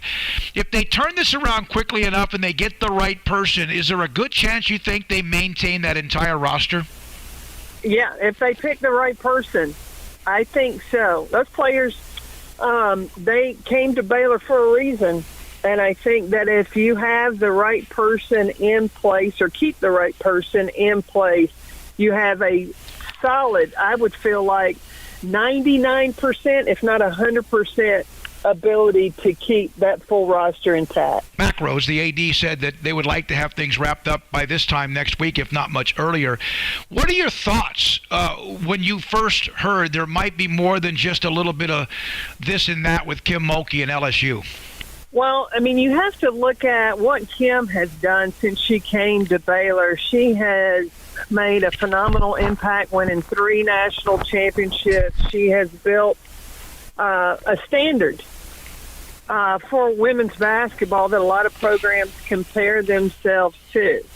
And, sometimes when you have built it and, then there's another challenge that that's put before you that I could see where that may have struck the interest of Kim Mulkey. Carolyn Peck from ESPN on SicEm365 Radio. All right, hope you enjoyed that. She did bring up a couple of assistant coaches, one now who's the head coach at Auburn, in Johnny Harris, who's been on staff with Vic Schaefer at Mississippi State. She's coached at A&M, Arkansas as well. She also threw in a very high recommendation for Satia Messer. She mentioned an assistant coach at A&M. And then I asked her about Joni Taylor, and again, there's some smoke out there that perhaps she's not interested in leaving Georgia. Who knows about that or not, but she obviously, I've looked at that Joni Taylor's resume, and I see some of you go, yeah, she didn't win a lot. I think she'd be a great choice, but if she's not interested, she's not interested. Move on. That might not even been someone they contacted. Who knows, although it does appear as if there was some. And remember that third-party stuff. That's one of the things that you do know, that there's some contact without contact. Well, yeah, and just because she says she's not interested doesn't mean she was offered the job. That just means that they were trying to see if she had some interest. So, I mean, it's what it is. It's part of a coaching search, and if she is interested in staying at Georgia. I've never been on their campus, but apparently it's very beautiful. Oh, yeah. And I wouldn't blame anybody for wanting to stay at Georgia and stay in the SEC. So, yeah, I mean, they'll find a good coach. It's just going to take a little while. Hey, by the way, before you Go ahead. I'm going to tell everyone what Colt has done with the video feed, which looks incredible, but go ahead. No, I just think that, you got to trust Mac. And look, if somebody doesn't want to be, I always find it's funny about Twitter and sports fans when a recruit doesn't want to go there or a coach doesn't want to be here. Well, we didn't want you anyway. But we'll take the guy that flipped from you. Yeah, I mean, it's the epitome of hypocrisy every time. But I guess that's what Twitter's good at. But yeah, if they don't want to be here, then you don't want them here. They don't. You want people who want to be in the place that they are. All right, from Colt here on the board, and he texts this to us as well. We're the majority of our streaming to YouTube.com, which I have actually gotten more involved with myself, created a new revenue stream for us because YouTube, if you get a certain amount of people who are on it, yeah, it could be some more money for us to pay for Armstrong's 25 cameras. Also, there are built-in videos that will update the daily below. At times, that will include full interview segments from the shows, but most of those, of course, go in the premium content. The majority of the time, snippets or intriguing segments of each show, host, good calls, etc., will be available. The large video now at the top of the screen, which is the link that's live, it just looks really good. It really, really does. And here's a few, and that's one that the chat's been going on that I didn't even know existed because no one wanted to take their comments but me on this show. Barely. By the way, one of the mentions was something about using it. I use the app on the road, YouTube at my desk. That's from Brian. YouTube is the only way I digest the daily show basis. Somebody said something about not Apple TV. Yeah. Barely interested. Super easy to use on Apple TV, so I'm down with it. So there we go. And we backlog, or I guess we save every single show. We use them to distribute, but not to save all the shows in case YouTube decides to do whatever they do. The biggest news today, the NFL draft is the biggest story around the country. The biggest news today, if you're a Baylor women's basketball fan, is that NaLyssa Smith all but doubled down on coming back at Baylor with the article by ESPN that she's the number one overall player coming back in America. So that and I know the Connecticut guard, she's the freshman. Her name, of course, is out there as one of the best players as well. But NaLyssa's a big inside. Let's see what else we got. All right, here's some of the responses. Let's see here. Henrik, I didn't see QB1. All the quarterback talk makes me think about our issues at quarterback, and I saw Martell was still in the portal today. No. He's not coming to Baylor. Let's see here. Why would you want Tate Martell? I don't know what he's done to have as many chances as he's had. I don't think introducing a new quarterback to the mix is what they need. I think they just need to roll with what they have and work on the guys that they have and develop the guys that they have. I think you bring in some, especially a Tate Martell. I think that would just be a middle finger kind of, to these guys. I think... We're not saying Baylor's interested. No. But like him in particular. But people mentioning guys like Tate Martell and somebody after the fifth school he is going to go to and the 20th one he would have committed to is going to figure him out. One of the things I think that recruiting hype has done to people's collective psyche in the sports world is he was good in high school. Well, guess what? Some kids are good in Little League, and then they suck in high school. Yeah. Some kids are good in high school, and it doesn't translate to college. Sometimes you hit your athletic peak, or stuff happens to you, and you're just not good. It doesn't mean that it's ever going to happen. I mean, sometimes it's just over. How many programs has he started? Like kept his job? Oh, none. None. It might be a guy. Appreciate it though. Thank you. Whether it was Tate Martell or whoever, I don't think another quarterback is the answer. I think the answer is just again developing the guy. You've got four quarterbacks. Quarterbacks that are all young, that are all inexperienced. So. I would continue to just develop those guys and see what you have with them. And if you're going to be developing this offensive line over time, wouldn't it be better to have a guy who you know is going to be, or a group of guys that are going to be around developing alongside them and developing alongside these weapons? So, it was needed in the past at times. Charlie Brewer's freshman year when they brought in Anu Solomon. I mean, that made sense. You kind of had to do that. Following year, Jalen McClendon still kind of made sense. But then they stopped because they didn't, they had guys, and now they especially have guys. So, yeah, I wouldn't want to introduce anybody new to the mix, much less a Tate Martell. I just think he's a kind of a cancer to program. I think that's just somebody out there asking a question. Yeah. They got 4 bodies. They've got 4 bodies in there. Ryan Moy has anyone mentioned Kelly Bond White, associate head coach at A&M? Carolyn Peck just did. Mm-hmm. She's the one that brought her up. So that's why I was bringing that up, and that's why the interest. I don't know, again, if there's any interest, but she brought her up in the interview we just had here on SicEm365. I just randomly looked at Tate Martell to see what he's up to these days, and I guess he's searching for his third school in the last few years. But do you realize that he was at Ohio State for 2 years, back in 2017, 2018, and then Miami 2 years ago, and then nothing last year. He's thrown 24 completions out of 29 attempts. He's thrown 1 touchdown in his career, and that's all this hype for that. That's why Tate Martell in particular, and I'm not talking about the person who brought him up. You have every right, and I understand why you would bring someone like him up, but just talking about the overall hype that Tate Martell got from the college football community and all that. This kid in 3 years has thrown 29 passes. Yeah, sometimes it's just played for 2 different schools. Well, he'd be right in the mix as far as the number. Well, yeah, of course he would, but he's not. It's just funny, It's just kind of why you got to be sort of careful sometimes with the recruiting hype. But I'm very interested to see how this shakes out with Zeno and Bohannon and the rest. Shapen. I know there's a lot of people. There's a little buzz around Shapen. So I think, if anything, this quarterback competition is just going to get that much more fierce over the next few months. And by the time fall camp rolls around, I think you're going to have some even hungrier guys wanting to be that guy when the first game hits. By the way, the NFL draft starts tonight. The Cowboys at the number 10 pick overall. And we've discussed the quarterbacks. A bunch of you are responding to many things from what Carolyn Peck just told us on the show. I can't wait to talk to Grayson tomorrow at 3:45. Craig, by the way, I got to say this. Have you, Armstrong, Craig, Paul, anyone, the Bearcast that is done every week, that is an hour long, and I'm saying this because I mean this. Last night, I was going over some things in sales, trying to work on sponsors we have to make sure that they're where they need to be, what they're getting, and also on many more that are about to join us here in the next 3 or 4 days, maybe in the next week or two. And I just put the Bearcast on. I put it on. My God, it's really good. If you've never listened to it, it's long. It's an hour. You could pick it up at 15 minutes or 27 minutes. You talked anything from the women's basketball story all the way to everything else. Grayson tomorrow at 3:45.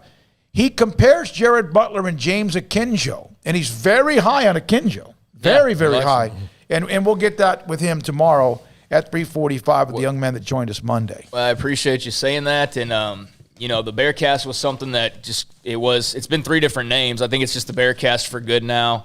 And we started recording it in the studio here, whereas we were just doing audio. We used to be over at the Container. Yeah. If you've ever pre-gamed with the SicEm365 crew at McLean Stadium, that little box container, that's where we rain, snow, shine, whatever. Every single week we did that, and then these new studios presented a new opportunity. But, I think we've got a nice chemistry, and we cover a lot of ground. And so we talked pretty much everything. We hit all the highlights, and I never say this to disparage any other podcast that talks about Baylor. I think the more the merrier, and everybody, should have a voice. But I do like to say about ours, because it matters, is that we are every single week, all year long. I'd say there's 1 week we don't do, maybe out of the entire year, the last 2 years. So, even if it's June, in the middle of the offseason, Grayson and I will be somehow or another talking recruiting for an hour or whatever. Every single week. There's no offseason. There's no, hey, football's over, we'll talk to you, when the spring game. No, and that's all well and good, but just for us, that's the promise that we can give you. Do we run that? What do we run from 2 to 3? Armstrong, what do we run from 2 to 3? The Bearcast. That's what I thought, because it is like having another show, and it's done, and it comes out usually on Tuesday or whenever it is. Yeah, we record Tuesday morning, and it's out by Tuesday at 2. It's crazy good. By the way, from one of the responses on the Jason Smith interview from Marshall, what did he say? Jason Smith sounds like one of the most humble and loyal dudes for Baylor football. I was very impressed with that, and always have been when he's on the show. I don't envy the work that he has to do on that farm, But, man, that does sound good these days to have a piece of land and just some animals and a barn and whatnot. You know, that's never really been my lifestyle, but it sounds awfully appealing. Not all the work aside that goes breaking colts and doing all that. I wouldn't know the first thing, but, man, having a little piece of land to get away with your family, he's living a good life. Have you ever been on a horse? Yeah. I like horse riding. Yeah. I don't know much. I haven't done it in a long time, but I like it. Been a while. Horses and I, we weren't. They know if you're scared. They weren't surprised. They're like pit bulls. When I was 11 years old, we went to North Carolina for vacation, and I promptly got a concussion playing baseball with my friends. On purpose? No, I so mean, you wouldn't ride a horse? No, it happened, and then so 3 days later, they said I was better, and we took a horse tour, ride through the mountains, and my horse just quit, and they had to radio a lady from the horse barn to ride her horse up the mountain, and then I had to walk with her and her horse and my horse down the mountain, and it was just the worst thing ever. And is that time you'll never get back the rest of your life? It was. I also still felt absolute hammered crap from my concussion because my head was still hurting. Okay, you're probably drinking. I was 11. Okay, I was 11. All right, so I barely even smelled beer at that point. I was 11 years old. And then from that point on, I was mad at horses until Steve Fallon placed a bet for me on a horse race that I got right, and then all of a sudden I liked him again. I don't mind. If I've ever been at a place where there's a horse racing, I can't remember the last time I went to horse racing. Probably that Super Bowl media party. Yeah, that's what it would have been. That would have been. And that's fun. It's kind of neat. I don't know what the hell I'm doing, but it's kind of fun. I used to go to Shreveport. What's the name of that place? Louisiana Downs. Louisiana Downs. They used to have a media day, and it was unbelievable. And they had races and stuff, and I really, really enjoyed it. They had that was really, really cool back in the day. They also had, because we used to live in Bossier City when I was just before that age, when I was 9, we went to Family Day at Louisiana Downs, so you can get your kids hooked on gambling early. But my parents just left us in the kids area and went and had a good time. I remember thinking, this is terrible. Why would you do this? It's just I'm waiting around. I don't remember anything other than having to watch my sister the whole time. Most random stat before we get back and talk to Mickey about the Cowboys and the number 10 pick of the draft. Jacob deGrom, Mets pitcher. Incredible. In the last 3 games against I almost said the Eagles, Phillies, Marlins, and Red Sox, he has pitched 20 innings, struck out 30, allowed 2 earned runs, and the Mets were 0-3. Yeah, and it was either his last start or the start before where, the Mets, it's like the Yu Darvish thing where they don't provide run support for the guy more often than not, and he's actually out there because it's the NL, getting a base hit, knocking the first run across the board, and I think they end up winning 3-0 or 3-1 or something, and he had the first RBI and had the complete game shutout or whatever it was. He's unbelievable. He's a once in a lifetime pitcher. He's a Hall of Famer, barring anything unforeseen happening. Yeah, just tied Nolan Ryan for the most strikeouts for the first 5 starts of a season, and he's 17. He's still so young. So no, if you don't watch Jacob deGrom, I don't care if you're a Rangers fan, Astros fan, whoever, that is a dude. Yeah, that is a dude. He's got me more than intrigued to watch him. It's like watching, Randy Johnson back in the day when he was dominant. Those types of guys, Roger Clemens, that, maybe weren't on your favorite team or maybe you weren't even a huge fan of, but you just had to appreciate their greatness on the mound, and that's what Jacob deGrom is. He is to pitching what Mookie Betts is to baseball as a position player. Hey, the Red Sox are in first place without him right now. They are. They really are. And the Rangers about a week ago were near 500. Now, coming up next, Mickey Spagnola, DallasCowboys.com. Craig's off the radar at 4:45, and then we'll hear at 5 o'clock from Andrew Billings on what his memories of a tough weekend in the draft. Kelvin Beachum announces the Cardinals pick, and he'll join us at 5:15. He'll be in Cleveland. He's flying out tomorrow, and much more, including Paul's 5 at 5:55. SicEm365 Radio. The First National Bank of Central Texas, 5 locations right here at home: Waco, Woodway, Hewitt, China Spring, Mart, and Hillsboro. Familiar faces making local decisions here to help you, your family, and your business. Whether it's great times or tough times, all of us need a bank we can count on. Great people with great technology dedicated to their customers and helping our area grow. Safe banking in person or to use their online and mobile apps, and convenient drive-through and ATMs at all locations. They've got first free checking, which means no minimum monthly balance, no monthly service charge, unlimited check writing, and unlimited debit card purchases. And when they say free, they mean free. That's what it is at the First National Bank of Central Texas. 5 locations right here at home. Boozers is the wedding ring store and more. If you're ready to get engaged or already married and want to upgrade your wife's ring for a special anniversary, Boozers is the place to go. With the largest selection of premier quality diamond engagement rings and wedding rings in Central Texas. They have 7 cases with over 300 styles of rings from top designers like Natalie Kay. Choose from yellow, white, or rose gold, plus beautiful top quality loose diamonds. With an in-house jewelry, they can also custom make anything you want. Bring in a picture or drawing and let Boozers create your one-of-a-kind pendant or ring. They can even use some of your old gold and diamond jewelry to create something new. At Boozers, you'll find a great selection of quality timepieces, and Boozers is the place for expert watch maintenance and repairs, too. They specialize in expert Rolex watch repair for fine jewelry, watches, custom work, and more. Go to Boozers on Valley Mills and Lake Air Drive in Waco. Boozers, the wedding ring store.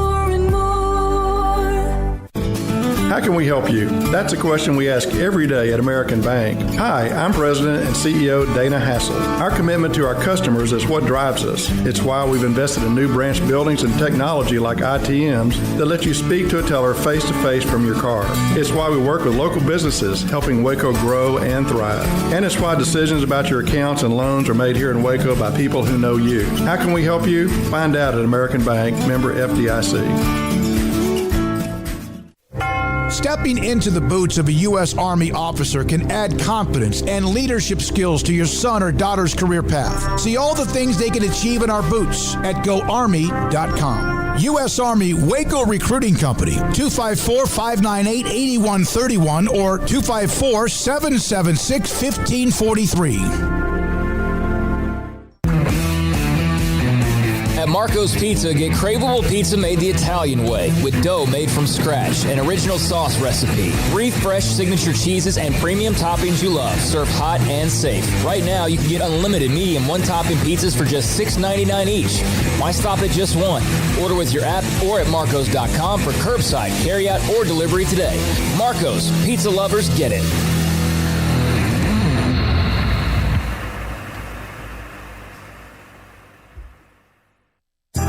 Riverbend Liquor and Wine has their easy-to-access drive-thru open and convenient and clean in-store location on the corner of Lakeshore Drive and North 19th Street in Waco. Riverbend Liquor has the best and most extensive variety of craft beer selections in Waco, and Balcones whiskey, including single malt, pot still, baby blue, rye, brimstone, and the all-new lineage in stock. Riverbend Liquor and Wine, family-owned and operated, and a hidden gem in Waco on Lakeshore Drive and 19th Street. And find out more on Facebook and Instagram. With so many companies and policies out there, it gets so confusing shopping for insurance, and I never know if I'm getting the policy that's right for me. Luckily, I met the team at the Niche Group Insurance Agency. With the Niche Group, you can go to one company and get access to coverage options from many insurance carriers, and you get to speak to a real person about your specific coverage needs. With the Niche Group, I know I'm getting the right coverage at the right price. If you need insurance, talk to the experts at the Niche Group at 1-800-258-8302. Welcome back to SicEm365 Radio. And Prescott on the keeper, walks in, touchdown, Dallas. It's time for our weekly segment with Mickey Spagnola of DallasCowboys.com. Brought to you by the First National Bank of Central Texas, with 5 locations to serve you. All right. Mickey Spagnola, DallasCowboys.com. I just completed a DoorDash, and it I think it worked. It's very scary nervous here. I've tried to order Armstrong food, even with his attitude, for the last couple of weeks, but I mean, these extra cameras, man, make me feel a lot better. Have you noticed that the suspension bridge has been covered up now for a while? Yeah, no, absolutely. I just saw, former guest of the show, Dylan Meek, the Waco mayor. He tweeted this out just a second ago. Suspension bridge update: a fabric cocoon, which you'll notice if you drive by, is currently enveloping the bridge as crews remove paint and dirt. In May, excavation will begin to install deeper footings under the anchor houses. In summer, wooden decking will be replaced by patterned concrete and hardwood. So just a little city update if you drive by the suspension bridge and wonder what's going on. they're working on it, and this summer it should be done. It looks like one of those things in a corner of somewhere that you haven't been cleaning, and it's got all like a bug inside, and it's got that cocoon, just like doing construction on a house. They got the plastic sheets draped down. Yeah. All right, we're joined by Mickey Spagnola. He has nothing to do. Mickey will be with us. Craig's next segment coming up in a little less than 12 to 15 minutes. Mickey, all right, here we go. Thank God. Rather than mock drafts and speculation, there's actually going to be picks. Is there any way, I'm going to go too quick, is there any way you see the Cowboys moving up at all from number 10? I do not see that. Okay. And I don't think there should be any need to do so either if everything plays out as somewhat projected.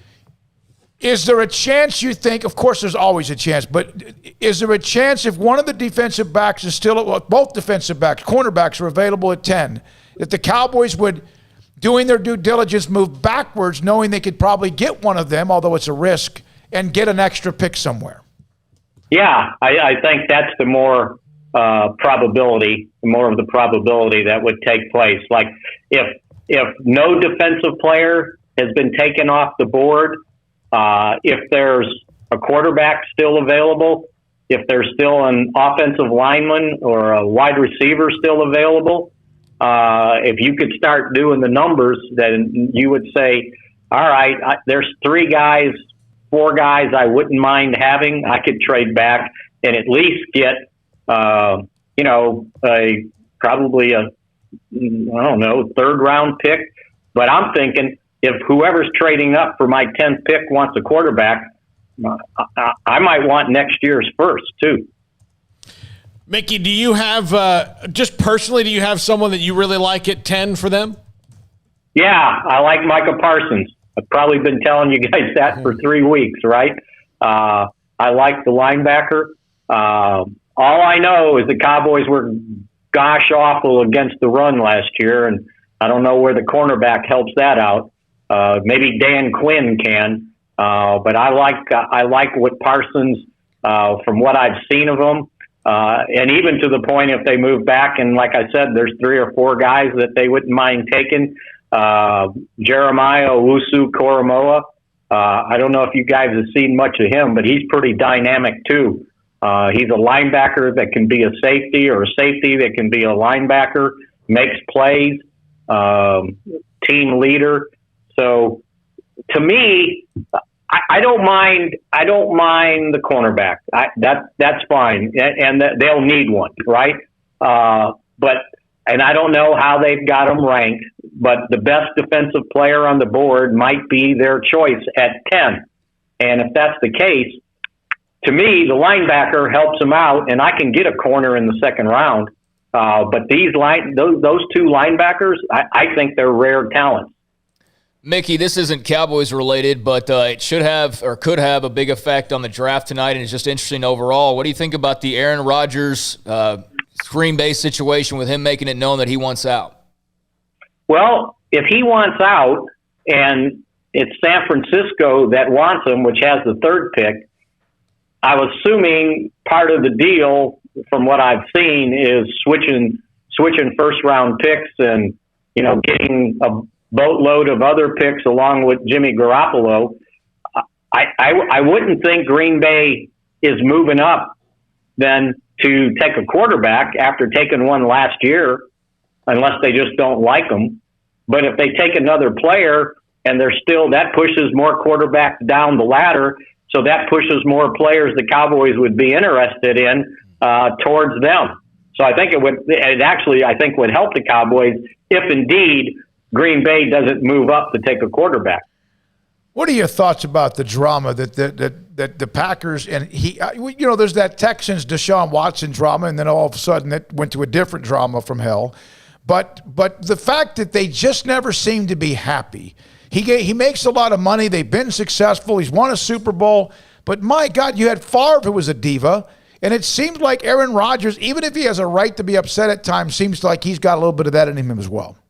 Oh, I think he's got a lot in him. And he's probably used to having his way up there. And maybe with the change in management and changing coaching staff, maybe he doesn't, he's not running things the way he used to. And it probably started off with their decision to punt, right? Or field goal, what was it?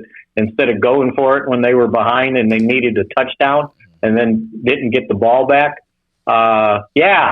He looks like he could be a very difficult person to deal with from afar. And I don't know, I'm not, don't know him personally.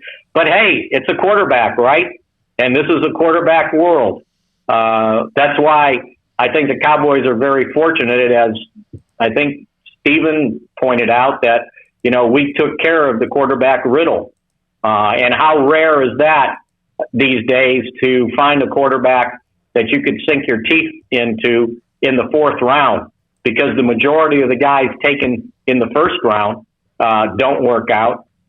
I think I figured that of the 31 quarterbacks taken with the first round pick since 2010, only 7 are still with the same team. And Dak is the only one from 2016 still with the same team, including all the guys taken in the first round that year.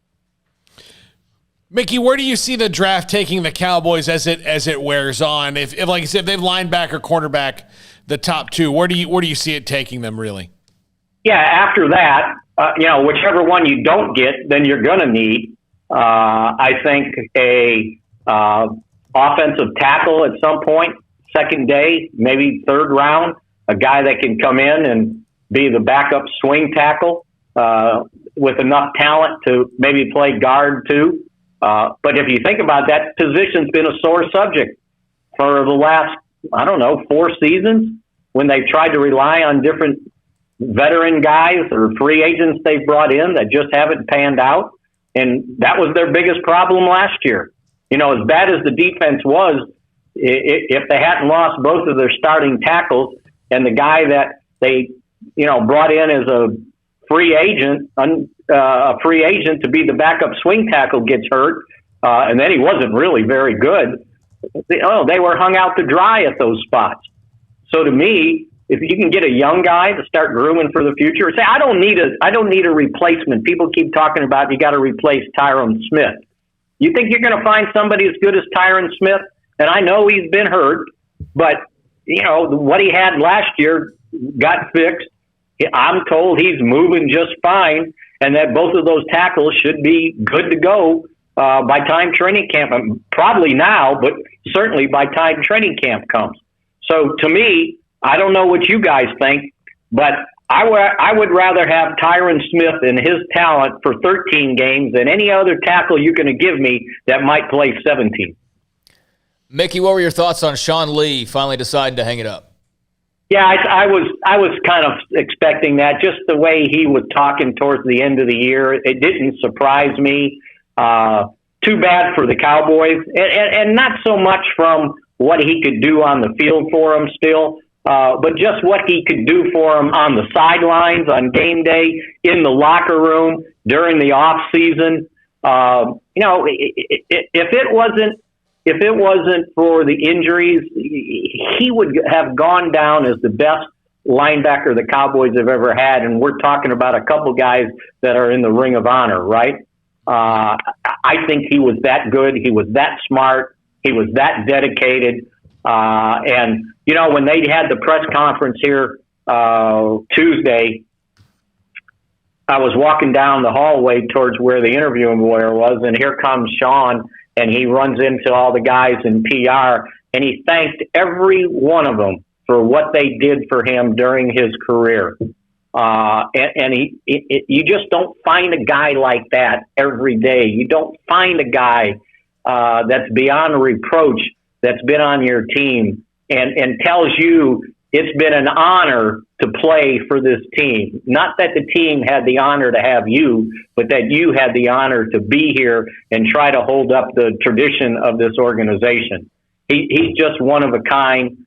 So when I saw him, and I know he's got a place in Santa Barbara, and I said, "So you ready to be a beach bum?" And he goes, "You don't realize this, but my senior year in college, my hair was down to my shoulders. I could be a beach bum." So I would imagine for a couple years he probably chills, But, the Cowboys said it, that they'd certainly like to have him back here in some capacity. Mickey, I would put the over-under at 4 years before he's a defensive coordinator. Honestly, he's not. You know how his mind works. So you make him the linebacker coach for 2 years, and then all of a sudden you're like, damn, this guy, he's got to call some plays.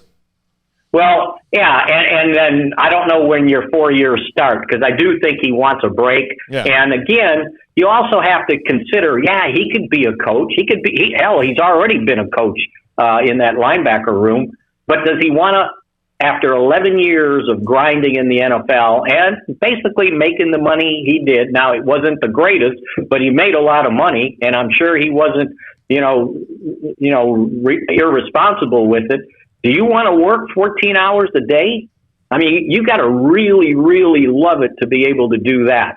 And a lot of times guys that have been really, really, really good players don't want to put in those type of hours after spending 11 years in the NFL playing. So I think it comes down to, how badly does he want to do it?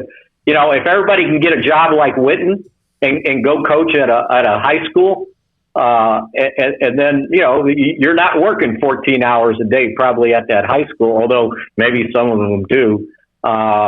So that's the way to get into coaching, but not have to, change your entire lifestyle to be able to do so. And then be the guy at some point you're going to get fired, right? And then you got to move if you want to continue doing it. Although those guys, if they get fired, it's like, okay, I just won't coach anymore. Mickey, thank you. Good luck with your coverage tonight. Mickey Spagnola with us, DallasCowboys.com on Many Things NFL. And that draft starts here in just about an hour or two or so, every Thursday at 4:30. Coming up next, Craig Smoak's Off the Radar, SicEm365 Radio. Listen, in the past couple of years, we've had a lot of people moving in from out of state to Waco thanks to Chipper and JoJo. And while we welcome these new citizens, they unfortunately brought some of their bad habits with them. Hi, Jay here from Pickup Outfitters, and you know what I'm talking about. Naked trucks. You'd think everyone moved here from McNewtville, but we shouldn't judge them, we should help them. For example, when you see a recent transplant truck from a less civilized state like California, instead of saying, your truck is disgusting, your bed is exposed, get a bed cover on that truck, buddy, that's a bit harsh. Instead, try something like, in Texas, it's not polite to drive around with your bed exposed. Maybe you should check out the excellent selection of bed covers at Pickup Outfitters. And then if they refuse, you can say, well, I hear New Mexico's a nice state. Let's help our new neighbors and let them know that truck nudity is not okay.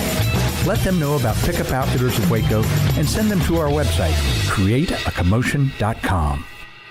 The Jeep Celebration event at Allen Samuels has special pricing on the new 2021 Jeep Renegade Latitude with total values up to $5,250 or 0% for 84 months. Or a special deal on a new 2021 Chrysler Pacifica Hybrid Limited with total values of $7,000 or 0% for 72 months. It's the Jeep Celebration event at Allen Samuels, the best place to find your new vehicle. Located at 201 West Loop 340 in Waco. Come by. Let's be friends. See dealer for details. All offers have credit requirements. At Ideal MRI, we feel blessed to be part of the Waco community. We're a small family business here in Central Texas. At times like this, the cost of healthcare has never been more important. And unfortunately, significant illnesses and injuries still occur. And that's why Ideal MRI is open and here to serve you through this difficult time. So if you need an MRI, ask your doctor about Ideal MRI. You can schedule online in minutes at idealmri.com or call 833-IDEAL-MRI.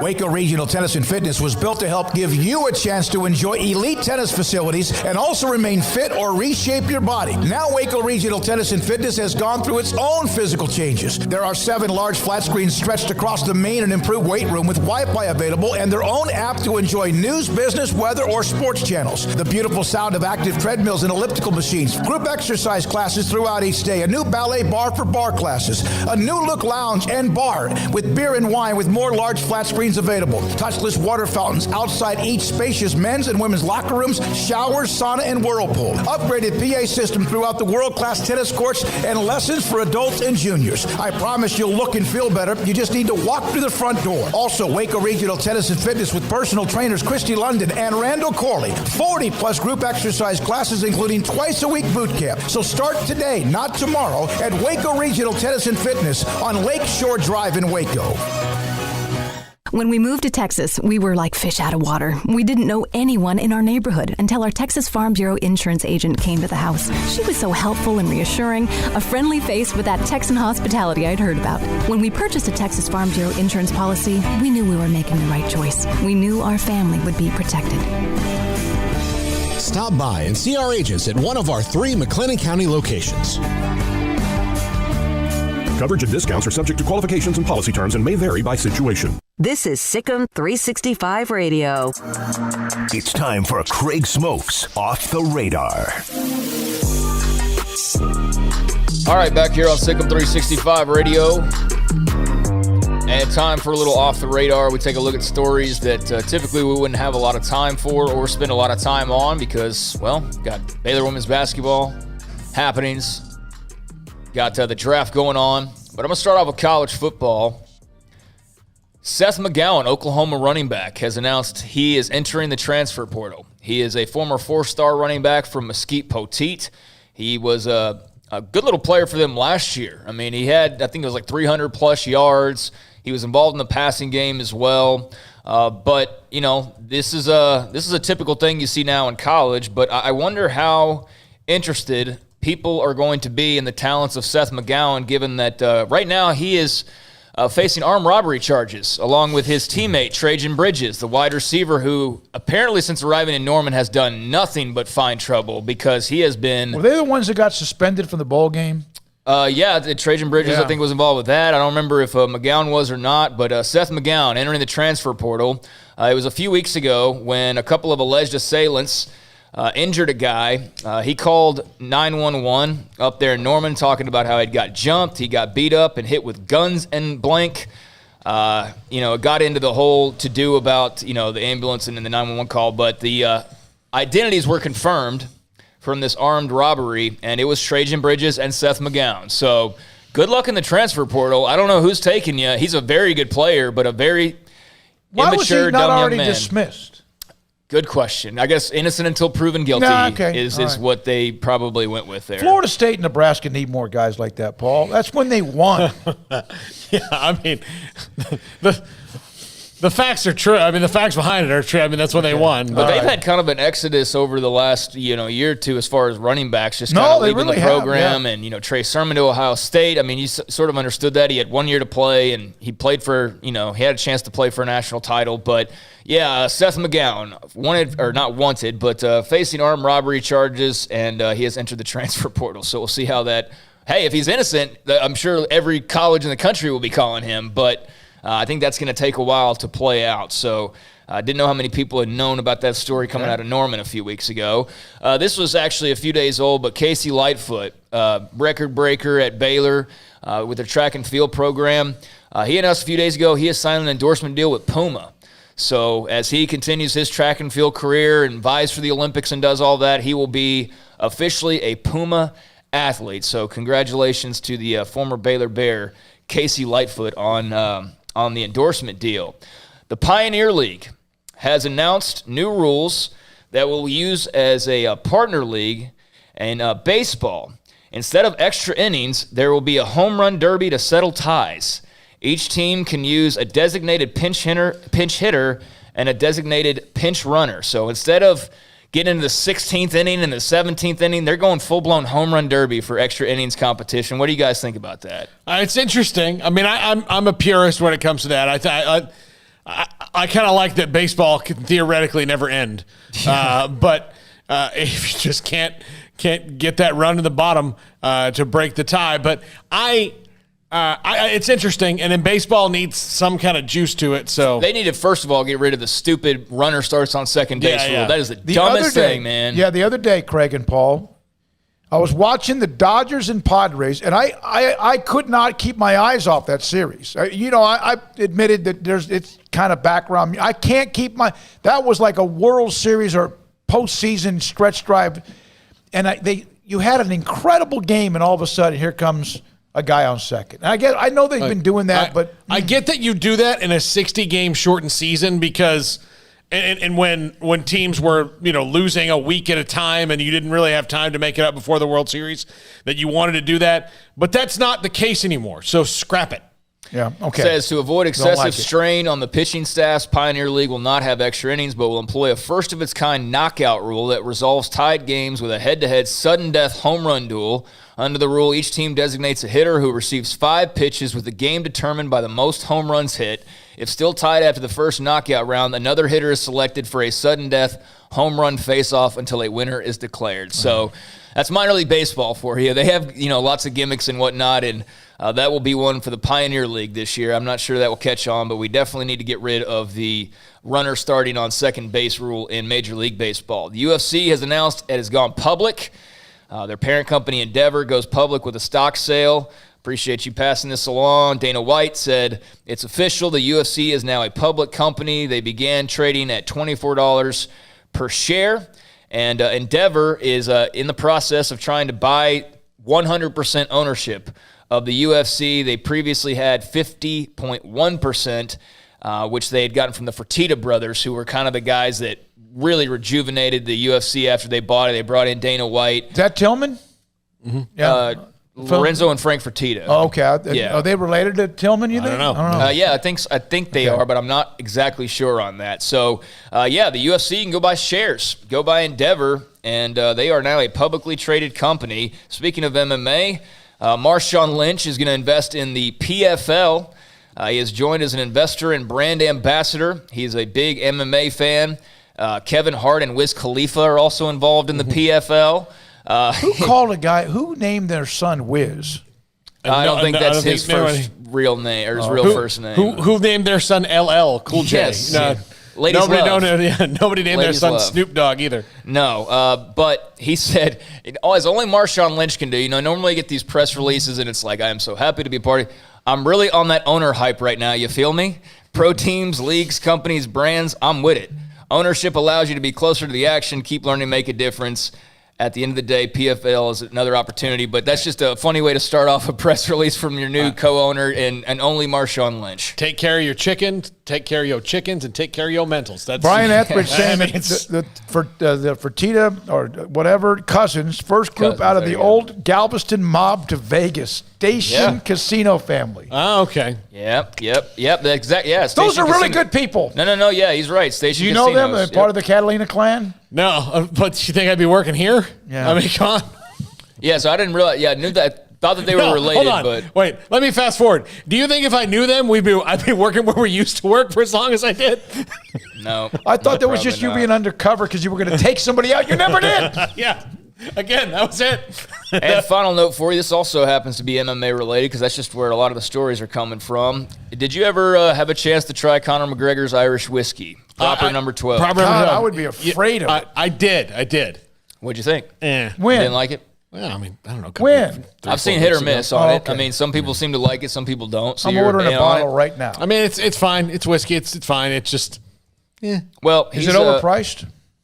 No, it's reasonable. So. It's reasonable. Yeah. But anyways, Conor McGregor, his attachment to it is now pretty much done. He was the co-founder of the whiskey brand, and he has sold it. The Proper Number 12 brand has been sold to Proximo Spirits, a company that also owns Jose Cuervo, amongst other brands, a deal worth up to $600 million.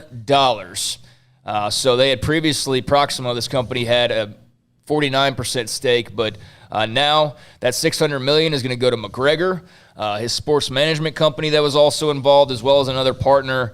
And that partner said the sum includes $250 million they'd already earned in the first 2 years of the business with Proximo. He only founded this in 2018, so 3 years later, he's a part of a $600 million sale. So Conor McGregor, say what you want, but you go from the guy who debuted in the UFC as this little Irish trash-talking, like, no way this guy's for real, to, knocking out Aldo in seconds and doing all these things. And he's had his big bumps along the way. But business-wise, business is good for Conor McGregor, and it looks to remain that way for a very long time. So, yeah, he has sold Proper 12 along with his partners for $600 million. Yeah, and I think he'll probably still wind up. I read about this. I think he'll still be like the pitch man for it. Oh, I'm sure. Yeah. I mean, he'll still be the face of it, and then he doesn't have he's already made the money on it, and then I'm sure he gets points in the back end for doing that. So yep. So he said that it's baby for life, and he's only warming up the barrels.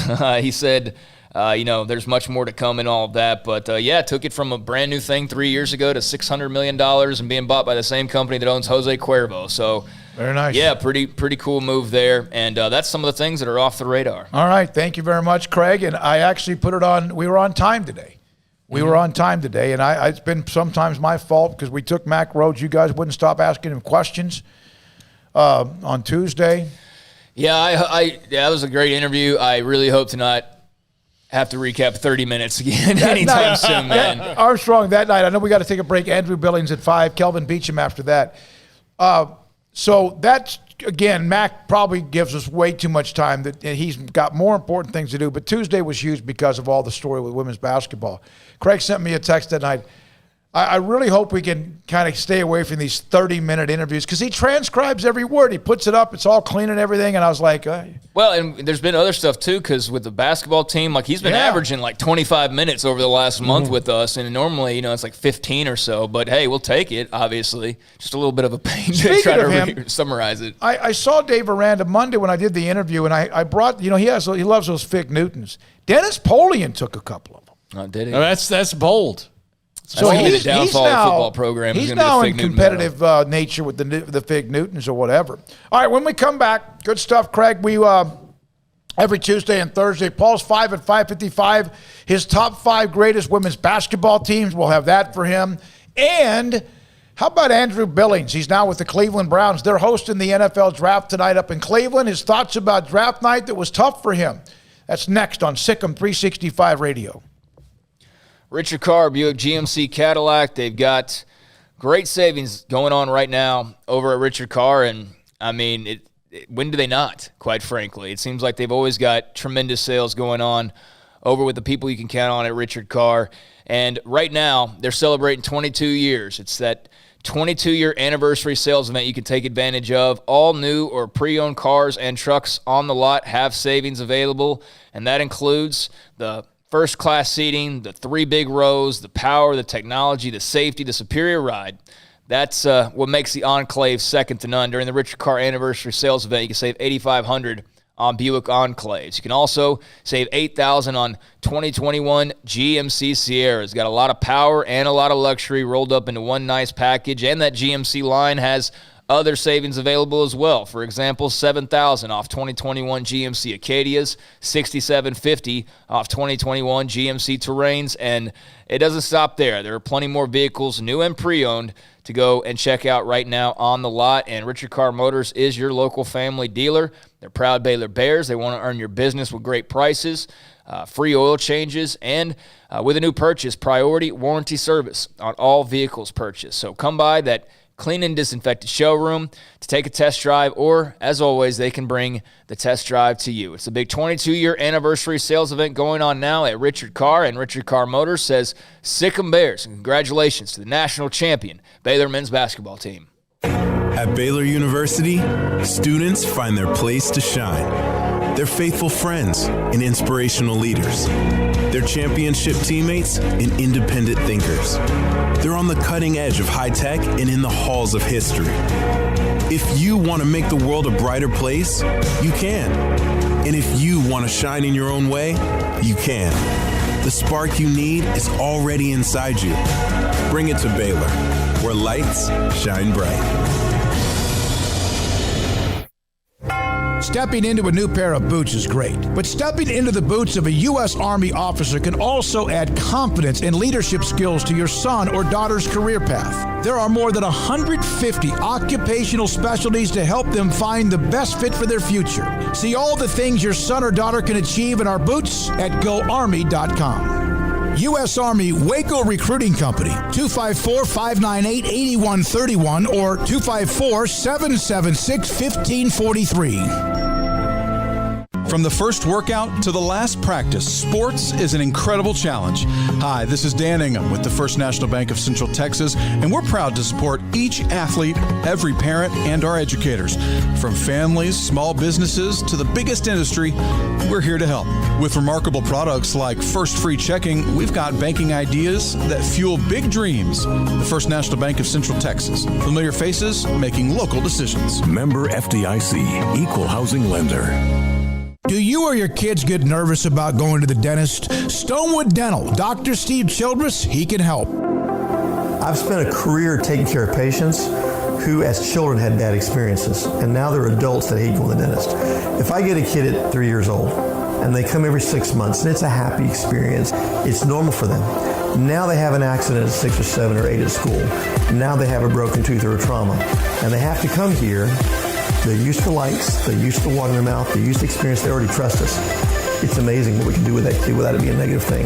But if I see a 6 or 7 or 8 year old that's never been to the dentist, and now they have a trauma or an unfortunate unexpected toothache, it's harder to do that for that kid and it not be somewhat of a negative experience. So bottom line is I try to teach kids and adults and teenagers and everybody the way I'd want my family treated, which is where it's a necessary part of life. You just take care of it. It doesn't have to be that big a deal.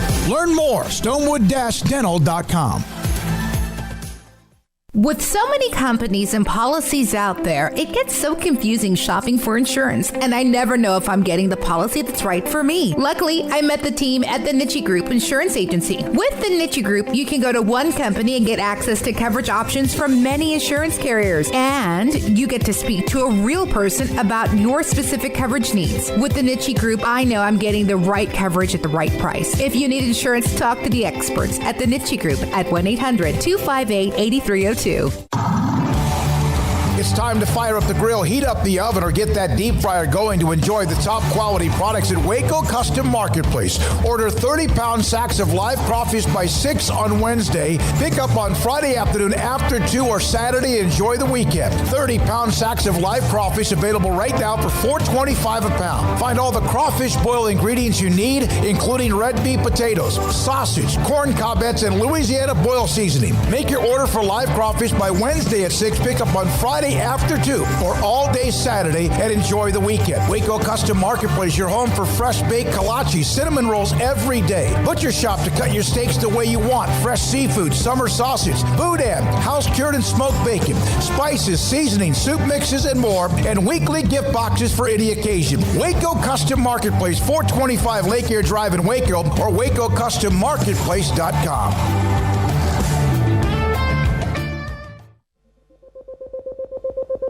With the second pick in the 2012 NFL Draft, the Washington Redskins select Robert Griffin III, quarterback,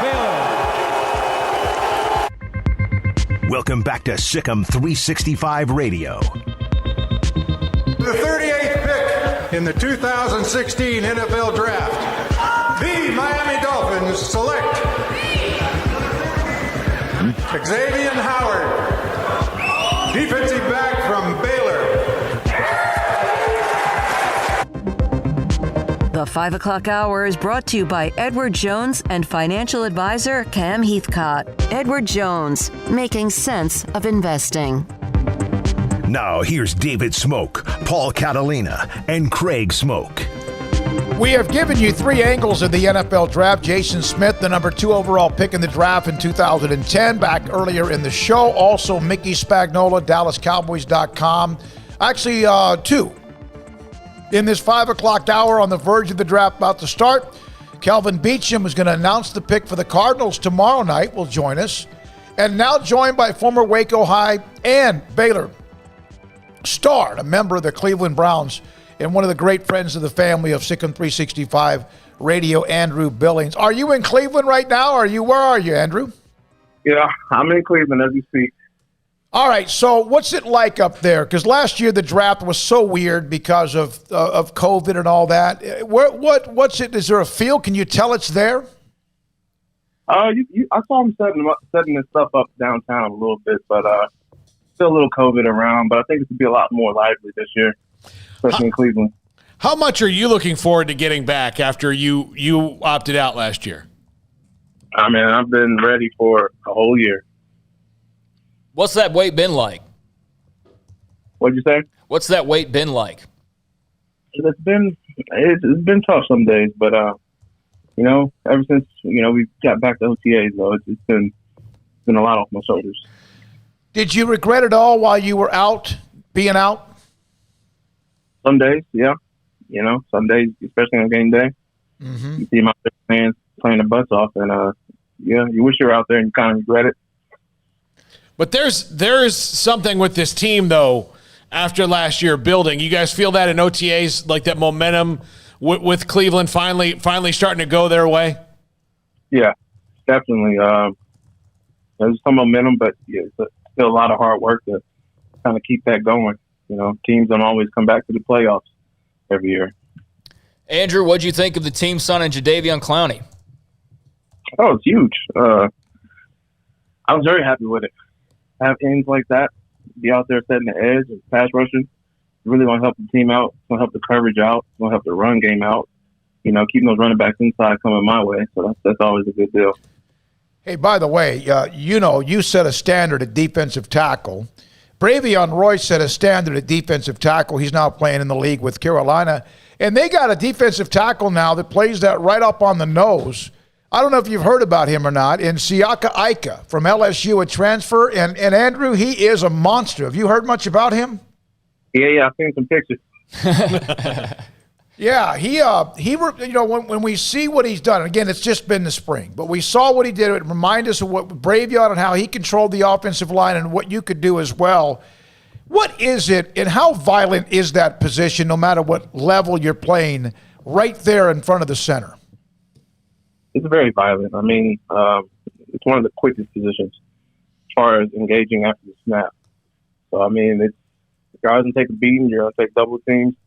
You're going to take triple teams, especially somebody like him in college. So, it's going to put some wear and tear on you. But, you got to make sure you're built for it and ready for it. Yeah, I don't know if he can outbench you, though, Andrew. I don't know if he's gotten there. Nah, not yet. But, I mean, at some degree, you're getting over 450 up, you're good. So he doesn't bench another planet, yeah, like Andrew could do. All right. Yeah, Andrew, so what did you do with the season away? I mean, what was kind of your focus? What was kind of like your day-to-day like? I mean, were you staying in shape? You kind of take us through that process. Yeah, I mean, I've been working out every week, almost every day. And it's really just finding a good routine because as organized as football is, with the schedule and everything, and not having that, it's got to find things to do either around the house or further in education a little bit here. But you definitely got to I had to find something to do. So I was going a little stir crazy. Did you ever feel that once you started looking for a new home, did you ever feel that because you did not play last year that some teams may have not wanted to be in touch with you? No, not really. I think a lot of teams understand. And, even if that is the view, it's not really, there's 32 teams out there. So, sure. I was committed to the Browns and, they were committed to me. Then they gave me the answers I needed and they were okay with my decision. So I'm definitely ready to get back and pay it forward. Andrew, 5 years ago, we were in Chicago. You were in Chicago on the draft weekend. I know that was strange and for you. Has that weekend motivated you? What did that do when you didn't go as high as you thought you were? And then there were, of course, there are all these crazy, stupid, false, statements about you that kind of maybe had you plummet down a little bit. But what was that like in retrospect when you look back 5 years down the line? All in all, it was a great day. I had fun out there. As far as the draft, it changes your mindset. But over the years, I've kind of overcome that. And, now it's just 6 years in.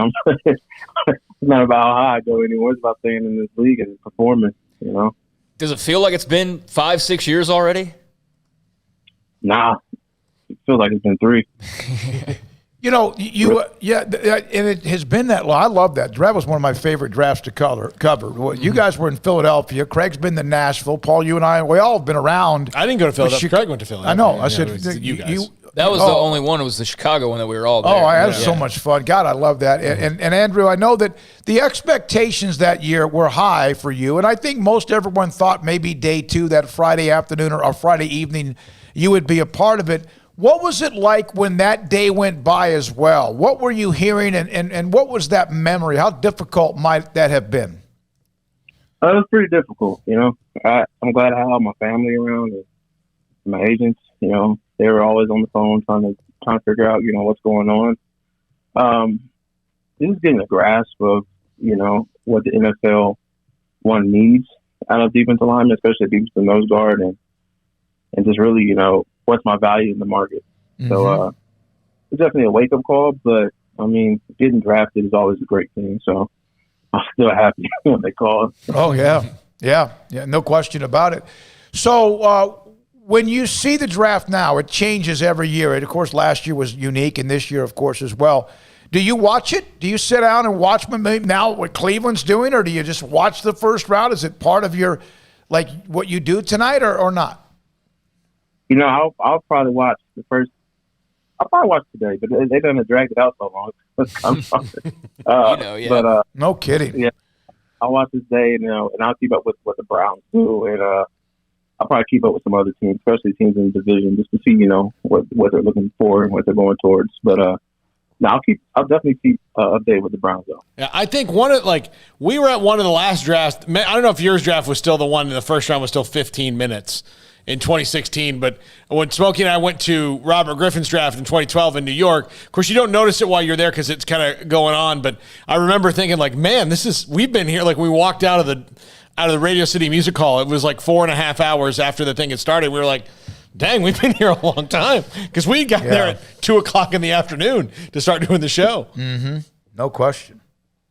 Yeah. Andrew, the Browns fans are nuts.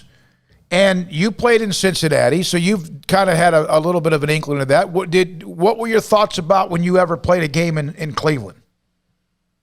You know, it's especially when I was playing for the Bengals, and they were always supportive, you know, even in the dark days. But now since the days have turned, I think it's going to be even more crazy out there, and I really can't wait. You know, it's the NFL atmosphere is a little different than at college, you know, especially in the Big 12 and a lot of D1s, but I feel like the Browns will definitely give you that experience. How much do you love the state of Ohio now? I mean, you went from a Texas guy to you know, obviously Cincinnati to Cleveland. Have you started to love the state of Ohio, spending so much time there? I started to love the state, and I really like the snow. But everybody tells me that's the Texas thing to say. You said you like the snow? Oh, yeah. You know what? Were you in? I don't know if you've been back to Waco recently. Were you here when they had the ice storm? I was not, but I felt like I missed it. Yeah, you did. You didn't miss anything. It was terrible. Power. It was. They're a little more prepared in Ohio in a lot of different ways with the infrastructure and also things they have like called plows than what we have. What we had here. I had somebody ask us. Would you ask Andrew if he could beat Mark Henry in an arm wrestling contest? That's a good question. Arm wrestling is a little different than bench press. If I were ever scheduled to go against him, I'd probably take at least 3 months to train. Yeah, that's the world's strongest man, or where he was at one point in time. Absolutely. Beat him though. He's a big dude. I'd pay to see that. I'd like to see a little arm wrestling match with the old WWE wrestler and world's strongest man and Andrew Billings. That'd be awesome. I mean, Mark Henry is 49 years old. Yeah, he's getting up there. You've got at least, you know. Can't let the gray hairs fool you. That's right. Yeah. You're smart. That's a good day. That's exactly right. Look at my hair. Exactly right. Your parents have been incredibly a part of your life, and from back in the time when you were at Waco High. Does mom still come up and cook food wherever you are? And how often do you get a chance to come back to Waco? You know, before COVID, I was always coming back to Waco, especially, bye week in the summer. But No, Mom always came through. She always came through cooking, especially in the summertime, when in the off season when I was training in Atlanta and Pittsburgh. So it's always nice to have that. Andrew, I remember when you got drafted, you're talking about your life after football. I remember you talking about opening up a trucking business, I believe. Is that still something that you seek to do in the future? Yes, sir. I'm working on that as we speak. I get a couple of certificates and trying to look at some trucks. Wow. Like 18-wheelers? Mm-hmm. Yes, semi. Well, that's what you are. You could just use yourself because you're big enough to do that. But that's cool. Hey, we got our fair share down here in Waco. Oh, my There's a whole God. party of 18-wheelers down here right now. So no question about it.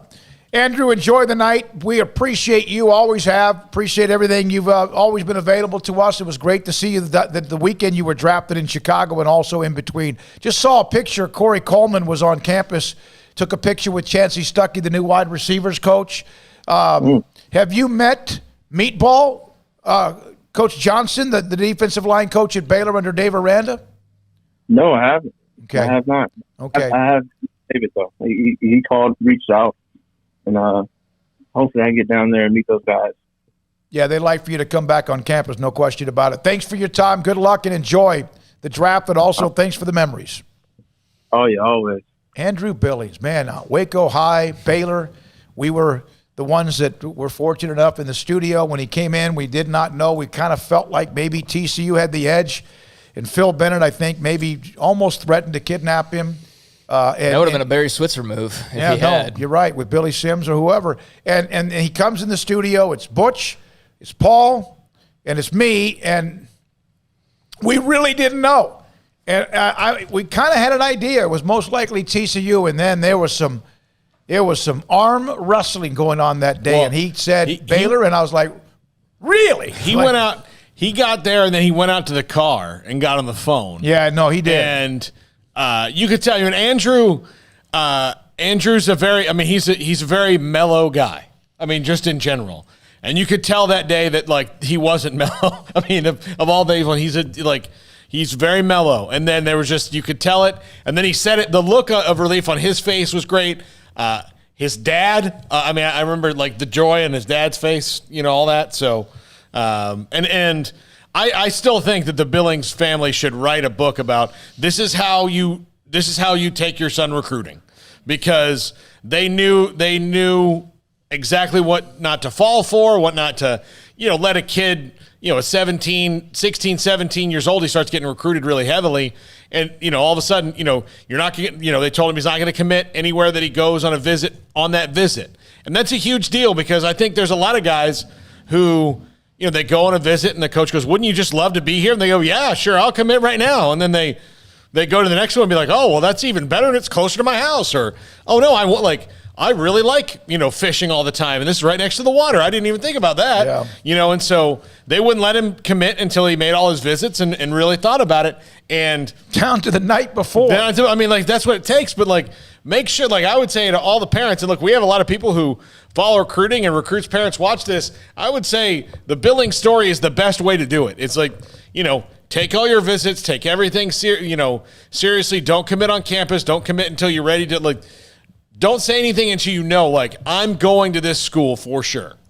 And not I'm 90%. 90% is not 100. Otherwise, you end up with a roller coaster of all the things that go. You end up like Tate Martell. Yeah, you're right. All right, when we come back, Kelvin Beachum.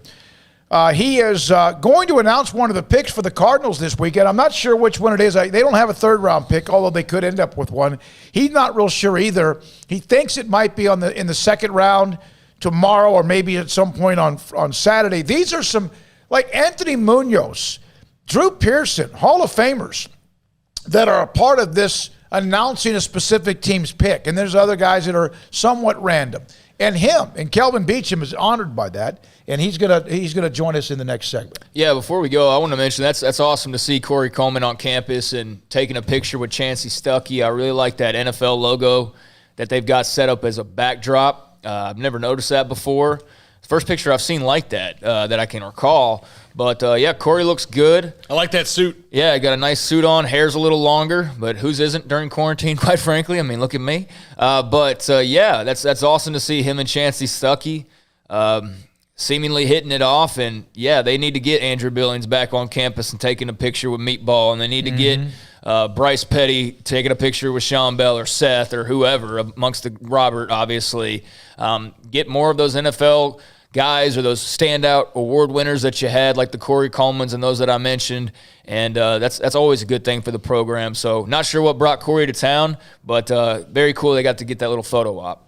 All right, when we come back, we will we'll talk to Kelvin Beachum about being a part of that NFL draft, announcing one of the picks for the Cardinals, what he's doing. And remember, we had him on earlier this year. He signed a new deal with the Cardinals, offensive tackle from Mejia, played at SMU. And he has a message. Mejia hired their new coach, who's a part of the old staff with Joey McGuire at Cedar Hill. And he had kind of a pretty good editorial about Mejia football and who's running football there and what they need there. And he wants to get back in town and meet with the new coach and more. SicEm365 Radio. Pioneer still in pipe. I sent Braden Embry a text earlier today, and I said, hey, what's the latest now on you guys not just digging ground on your new location? And he said, now we're starting to even pour some concrete because they're putting together that massive new facility, and it's not going to change who they are. It won't change who they are because they have been the same. Great product, absolutely unmatched customer service at Pioneer Steel and Pipe since 1943, locations in Waco and Bryant. If you cannot get to them during the week, you get an order, and maybe you have somebody else who's able to pick it up, or they will deliver to your location, commercial and or real estate or home type delivery for heavy product, pipe and steel and metal. And also they help quite a bit with the metal buildings. They can help you with making sure it's done right, the product, and even giving you some ideas of contacting somebody if you are using a contractor as well. Culverts and entryways and big fences and all the gates, they do that at Pioneer Steel and Pipe, and they're pouring the concrete on their new location. Metal buildings, metal roofing, pipe and steel. It's Pioneer Steel and Pipe since 1943. The Pioneer Boys, pioneerboys.com.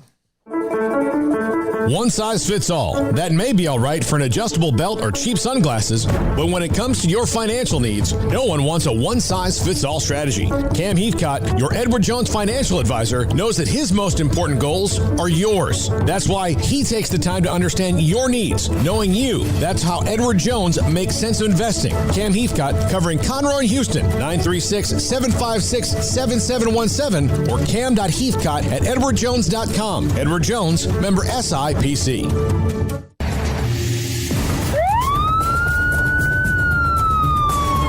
If you or a loved one or friend has been arrested and you can't afford bail, trust Terry and Chase Chapman at Chapman's Bail Bonds, covering Waco and McLennan County for over 25 years. Chapman's can bail you out anywhere with experienced, knowledgeable local agents who are committed to serving you professionally, respectfully, and with the highest integrity. Chapman's understands your privacy is important. Your freedom can be secured fast when you use Chapman's Bail Bonds.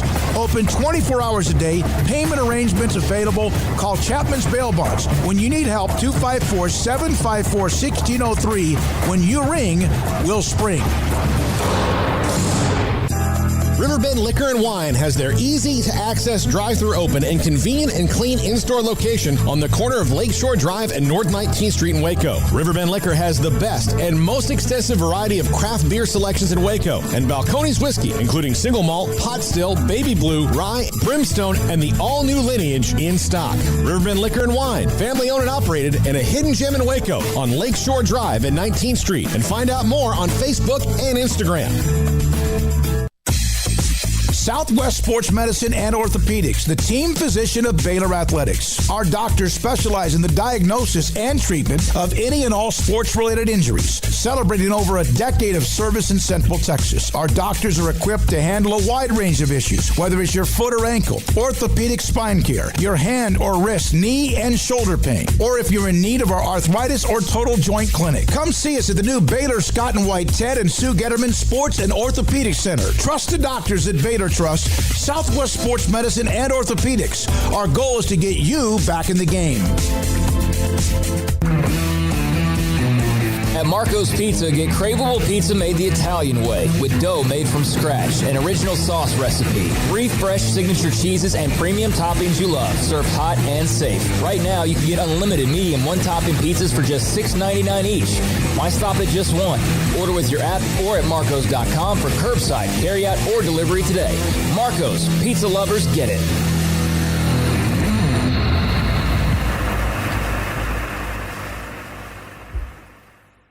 Ram Truck Month means special pricing on the new 2021 Ram trucks at Allen Samuels. The three-peak Motor Trend Truck of the Year, Ram 1500 Lone Star Crew Cab, has special values up to $5,500 or 0% for 84 months. Allen Samuels, located at 201 West Loop 340 in Waco, Central Texas' new Ram commercial truck headquarters with 3,500 and 5,500 chassis cabs and other great work trucks. Visit Allen Samuels today. It's Ram Truck Month. Come by. Let's be friends. See dealer for details. All offers have credit requirements. Welcome back to SicEm365 Radio. Have you downloaded the SicEm365 Radio app? Do it today on the App Store and Google Play. The SicEm365 Radio app is sponsored by Allen Samuels Dodge Chrysler Jeep Ram Fiat in Waco. Your friend in the car business at Loop 340 and east of 84. Come by. Let's be friends. Arizona Cardinals offensive tackle Kelvin Beachum, Mahia, SMU, with us. Great friend of the show on SicEm365 Radio. We had you when you signed the extension with the Cardinals and all that, so that's great, of course. But I saw the list of 32 teams and the players who will announce the picks. Like, for example, Drew Pearson. We know that'll be interesting. Announces the Cowboys pick at some point. So how did that come about, Kelvin? You're going to announce a second-day pick for the Cardinals. To be honest with you, I have no idea. I got an email from the NFL that said the Cardinals wanted to bring me to Cleveland to announce a pick, and I said, this can't be real. It has to be somebody else because I just, I wasn't picked by the Cardinals, and I just got here to the team. I've only been here a year, so just didn't think that I was the person that they would have picked for an opportunity like this, but. Took some time to think about it, asked some questions, talked to my parents about it, talked to my wife about it, and then made a decision to head on up to Cleveland. Well, and that's so cool because there's 32 different players will represent the 32 teams in the NFL, and sometimes, there are Hall of Famers. Sometimes there's, former, number one picks or whatever else. It's an incredible honor, I would think. And the NFL will take care of you when you're there, all the way there and back. But how much of an honor is it? It's a big deal. The thing is when you get to spend time with Hall of Famers and legends, that people who played this game at the highest level, it's its own fraternity, but it's also levels to that fraternity.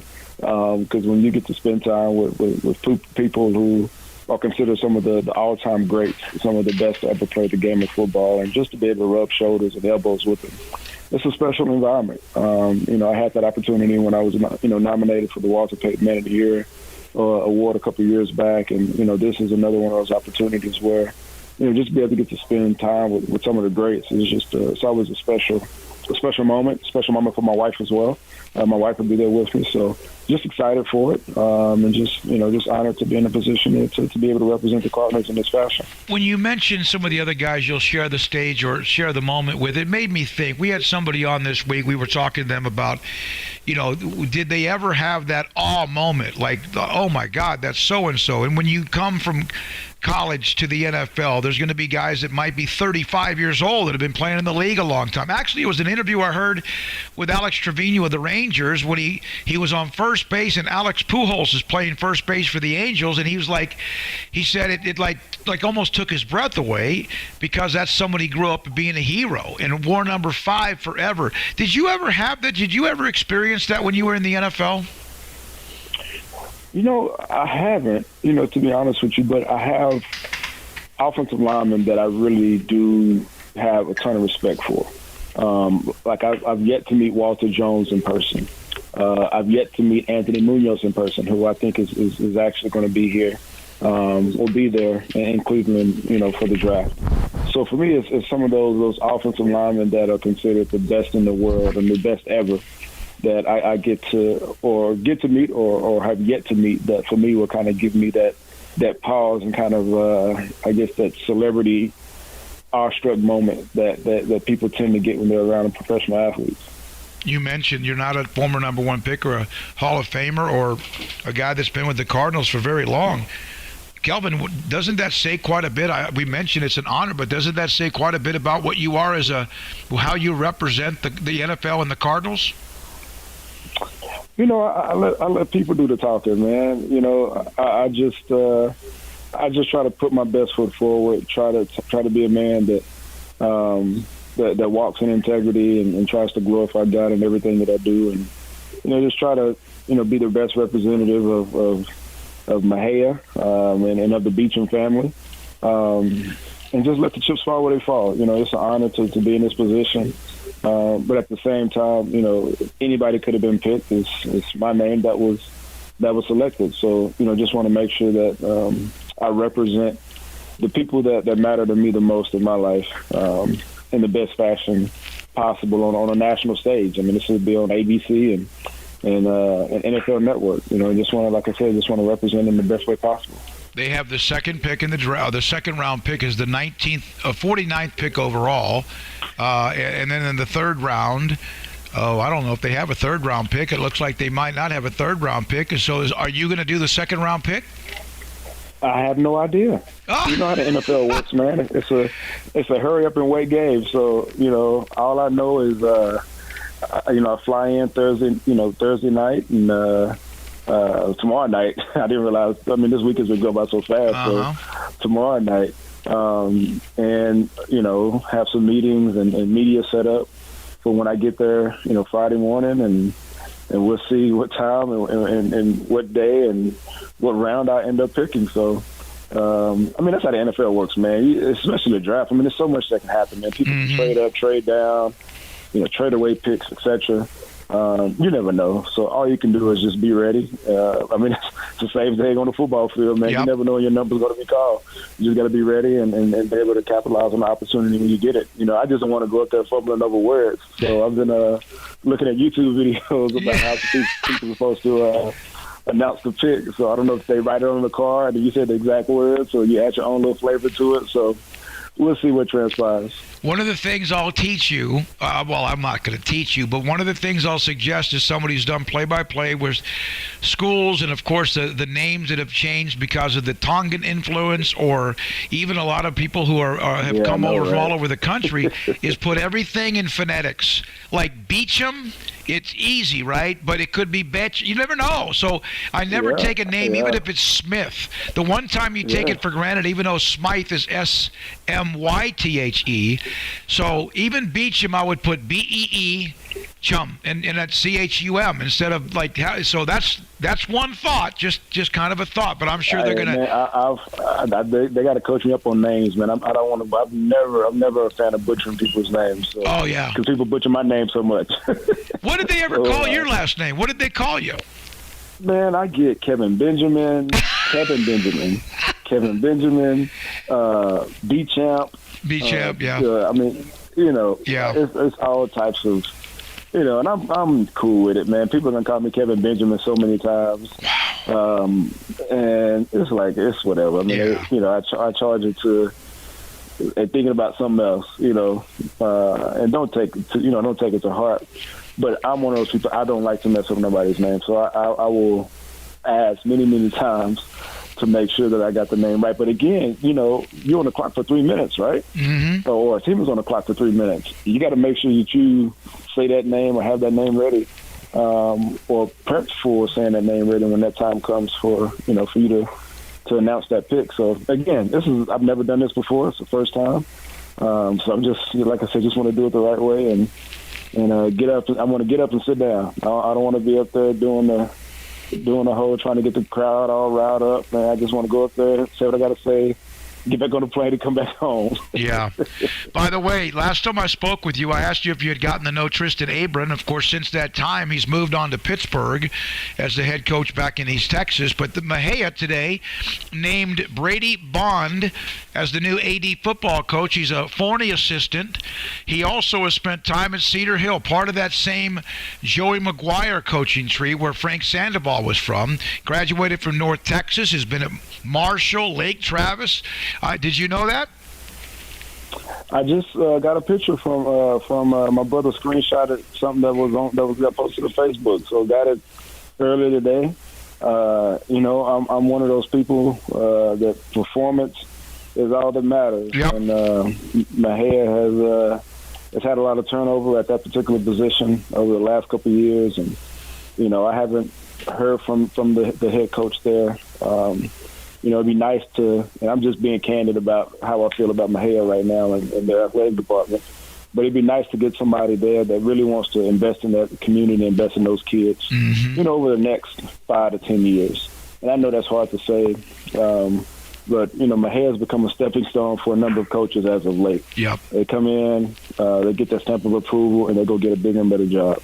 And it'd be nice to get a coach that wants to actually stay there, build his family there, and at least be there for 2 cycles. Yeah. And you want to be able to, for your junior high kids to know who the head coach is, and they can get coached by him at some point, and those junior high kids and those high school kids have yet to have somebody that they can call their head coach for multiple years. I knew all my coaches from junior high, even middle school, all the way up until I got on varsity.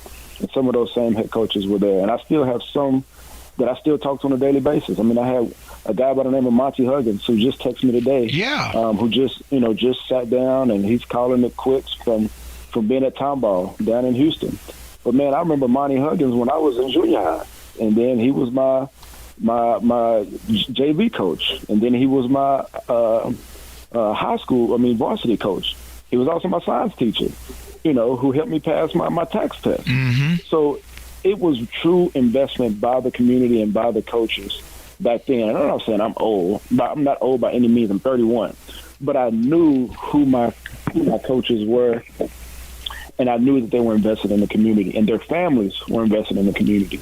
And it would be nice just to see that for these young people. And I'm talking from a parent standpoint because I got kids now. Sure. And it'd be nice to see that. But instead of, coaches coming in, stay there 2 to 3 years, go move on, and, those junior high kids have no idea who they're going to be represented by, who they're going to be coached by, who they're going to be looking up to.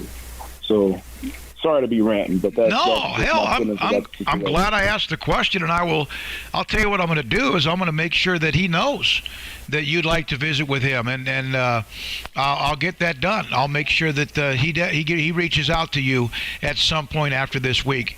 Kelvin, I love your truth serum, man. I love it. We've always appreciated you. Thanks for your time. Enjoy Cleveland, the draft, the NFL taking care of you and your wife, and congratulations. I think this is great.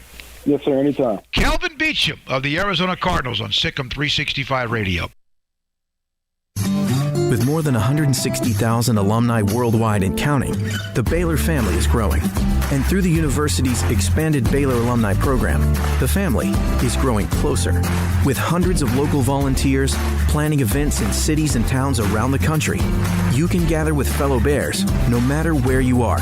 So, get connected, get something started, get involved, and make plans to get together with Baylor alumni. Visit us at baylor.edu/alumni. Let Camille Johnson Realtors guide you seamlessly through the process of buying your dream home or selling your current one. Commercial, farm and ranch, or residential, Camille Johnson Realtors can smoothly and successfully lead you through any transaction. With a team of 28 experienced agents who are excited about serving you, Camille Johnson Realtors services the entire greater Waco area. If you're in the market to buy or sell, contact Camille Johnson Realtors, 104 Midway Center in Woodway, or find them online at www.camillejohnson.com. Camille Johnson Realtors, elegant, charming, warm. Welcome home. One size fits all. That may be all right for an adjustable belt or cheap sunglasses, but when it comes to your financial needs, no one wants a one-size-fits-all strategy. Ben Erlinson, your Edward Jones financial advisor, knows that his most important goals are yours. That's why he takes the time to understand your needs, knowing you. That's how Edward Jones makes sense of investing. Ben Erlinson, 100 North 6th Street in Waco, 254-759-8533. Edward Jones, member SIPC. From the first workout to the last practice, sports is an incredible and rewarding challenge. Hi, this is Dan Ingham with the First National Bank of Central Texas, and we're proud to support each athlete, every parent, and our educators. From families, small businesses, to the biggest industry, we're here to help. With remarkable products like our free First mobile app, we've got banking ideas that fuel big dreams. That's the First National Bank of Central Texas. Familiar faces making local decisions. Member FDIC, Equal Housing Lender. Did you know that 1 out of every 4 men have symptomatic low levels of testosterone and don't even know it? And if you think you're too young to worry about it, guess again. Low T levels can make you feel tired and grumpy, cause weight gain, and wreak havoc on your sexual desire and performance. Petty Clinic Low T can set up same-day blood screening and results, so if you're tired of being tired, I challenge you to man up and Google search Low T Waco or go online, pettycliniclowt.com. It's a private clinic with an atmosphere catering to men. Affordable, only $150 a month, includes lab work, office consultation, testosterone injections, follow-up visits compared to $395 a month in Dallas or Austin, and you don't have to fight the traffic. Petty Clinic Low T is board-certified physician consultations, will provide the best form of brand-strength testosterone available. Contact Petty Clinic Low T today, just off Highway 84 and Old Hewitt Drive in Woodway. Petty Clinic Low T, helping men become the high-performance men they deserve to be. PettyClinicLowT.com or Google search Low T Waco. With so many companies and policies out there, it gets so confusing shopping for insurance, and I never know if I'm getting the policy that's right for me. Luckily, I met the team at the Niche Group Insurance Agency. With the Niche Group, you can go to one company and get access to coverage options from many insurance carriers, and you get to speak to a real person about your specific coverage needs. With the Niche Group, I know I'm getting the right coverage at the right price. If you need insurance, talk to the experts at the Niche Group at 1-800-258-8302. Welcome back to SicEm365 Radio. Are you a SicEm365 superfan? Then try out our premium subscriptions at SicEm365.com. I got to tell you this. Last night I sent Craig a text. He said, hey, don't forget about my off the radar at 4:45 because I've kind of at times, we had Kelvin Beachum in the can. That's it. And I don't even know if I had that yet. And we end up with Jason Smith, Andrew Billings, Kelvin Beachum. We had Mickey. And then also Carolyn Peck. And there's somebody else along the way. I don't know who it was, but it turned out to be okay today. Billings, yeah. Did you say Billings? Yeah. Tristan Clark just tweeted out earlier this afternoon my decision on Saturday, of course, where he ends up playing college basketball next What are year. his options? I mean, I know, like as far as specific schools. Go anywhere. I don't know. Yeah, I don't know heard who's at interested. one point either Texas State, someone like that, might have been in the mix. I thought maybe Grand Canyon because of Bryce. Mm-hmm. He cannot go back to Baylor. I've seen a lot of people, this is disappointing that Baylor, when he medically retired, it takes out the team you're with or the program you're with, so he can't go back to Baylor. By the way, Armstrong, should we have been a little concerned? This text Smokey sends about Kelvin Beachum last night was like, have we had Kelvin Beachum on yet? Did that happen? Like, no. You say, I don't. We did, Bo, but we had him a long time ago, back early in the year. But you asked about specifically this week. I thought for some reason we had him on I could tell you March 17th. Oh, there what you go. in the hell are you saying? How did you know that? I looked it up earlier because. Oh, you did? Okay. Yeah. Well, that's it. But I do know recently. we had him on March 17th. Yeah, because he wanted to use the graphic. Yeah, he just signed his new deal. Mm-hmm. He had just been extended, and he didn't know. And so, okay. We also had him Wednesday, May the 6th, which was episode 23. So that was last year. Wow. That's when we filled up. Mm-hmm.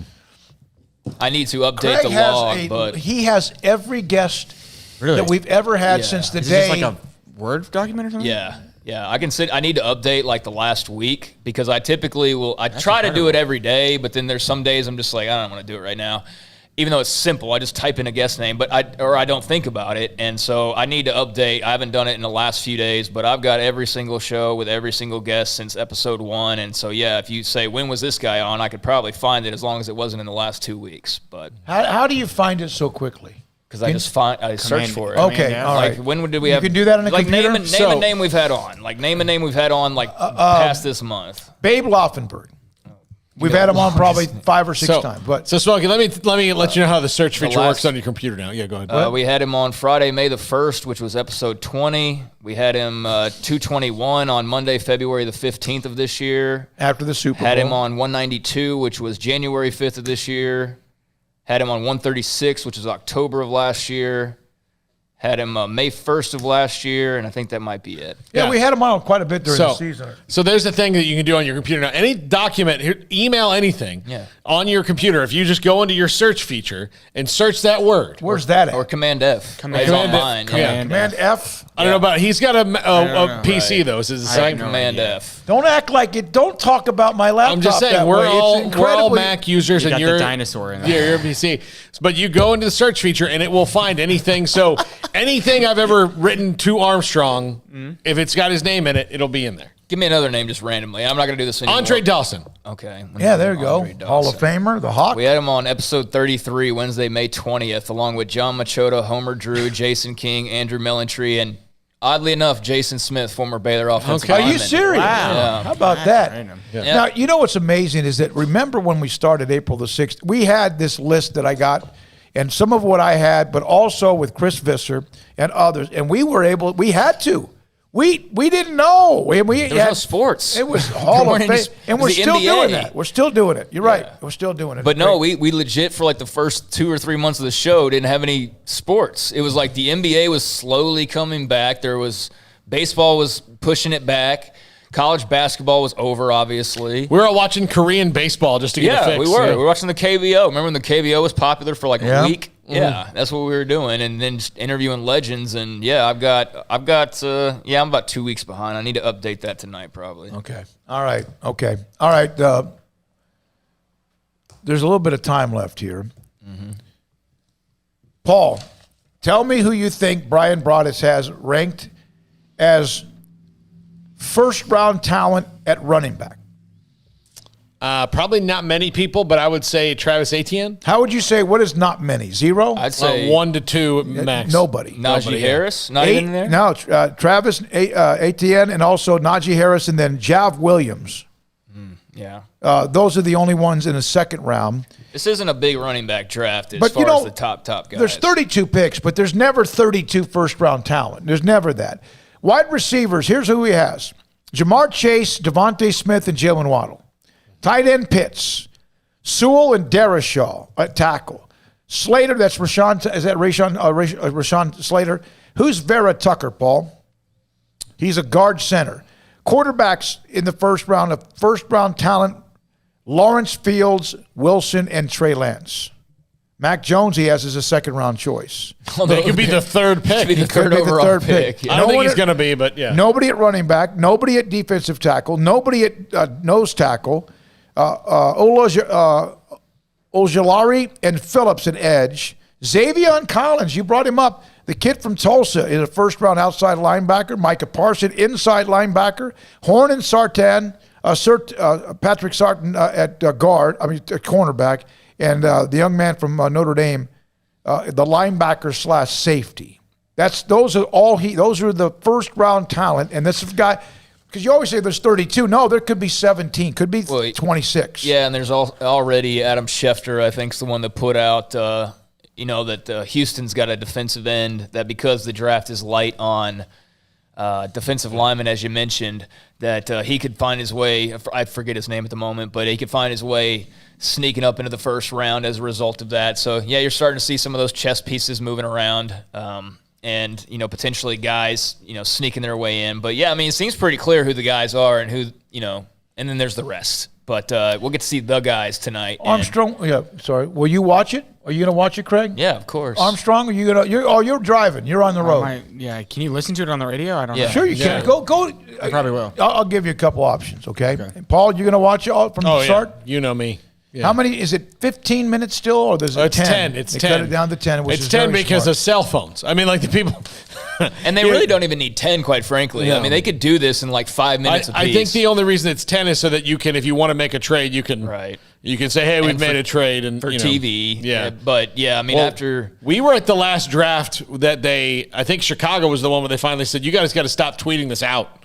So they even prolonged it at the thing. So the people who are covering the draft don't get to, like, we know, like, when we were at the draft, we don't know. We got blasted a couple of times. Yeah, we don't know until, everybody in the world knows. So people can't get on Twitter and be like, oh, the Cowboys took Morris Claiborne, which is, what was going on at those drafts. So now the people who if you see somebody before the pick is made, tweet out the 49ers are selected this one, that's because they have an impeccable source inside the team that just said, okay, here you go. Here's what we got. And I've never, I've ranted on this before. I don't want to do it today, but the NBA draft is notorious for having guys leaking picks. And they get so far ahead that they were like 3 picks ahead of where the TV coverage was. And I know that they get a lot of attention, and that's the whole reason for doing it. But like, why is that fun? Like, why is that fun to see 30 seconds before the actual name is called? Well, like, I don't why can't you apply the same rules? Like, if you were watching, your favorite television show, it's always no spoilers. You don't want.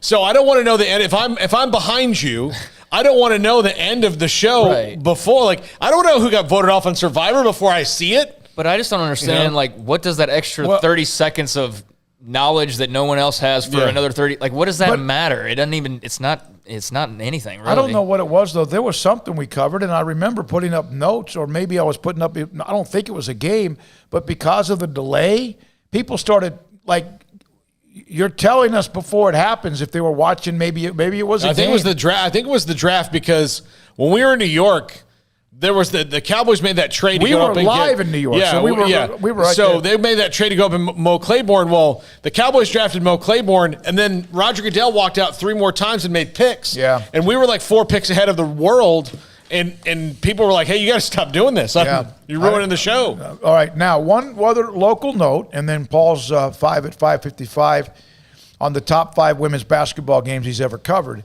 Will Nixon, remember him from Midway? Last year hurt his knee, was out. Of course, any decent player at Nebraska is hurt, or they're just not that good. He's a part of the top 5 new faces to watch in their upcoming spring game.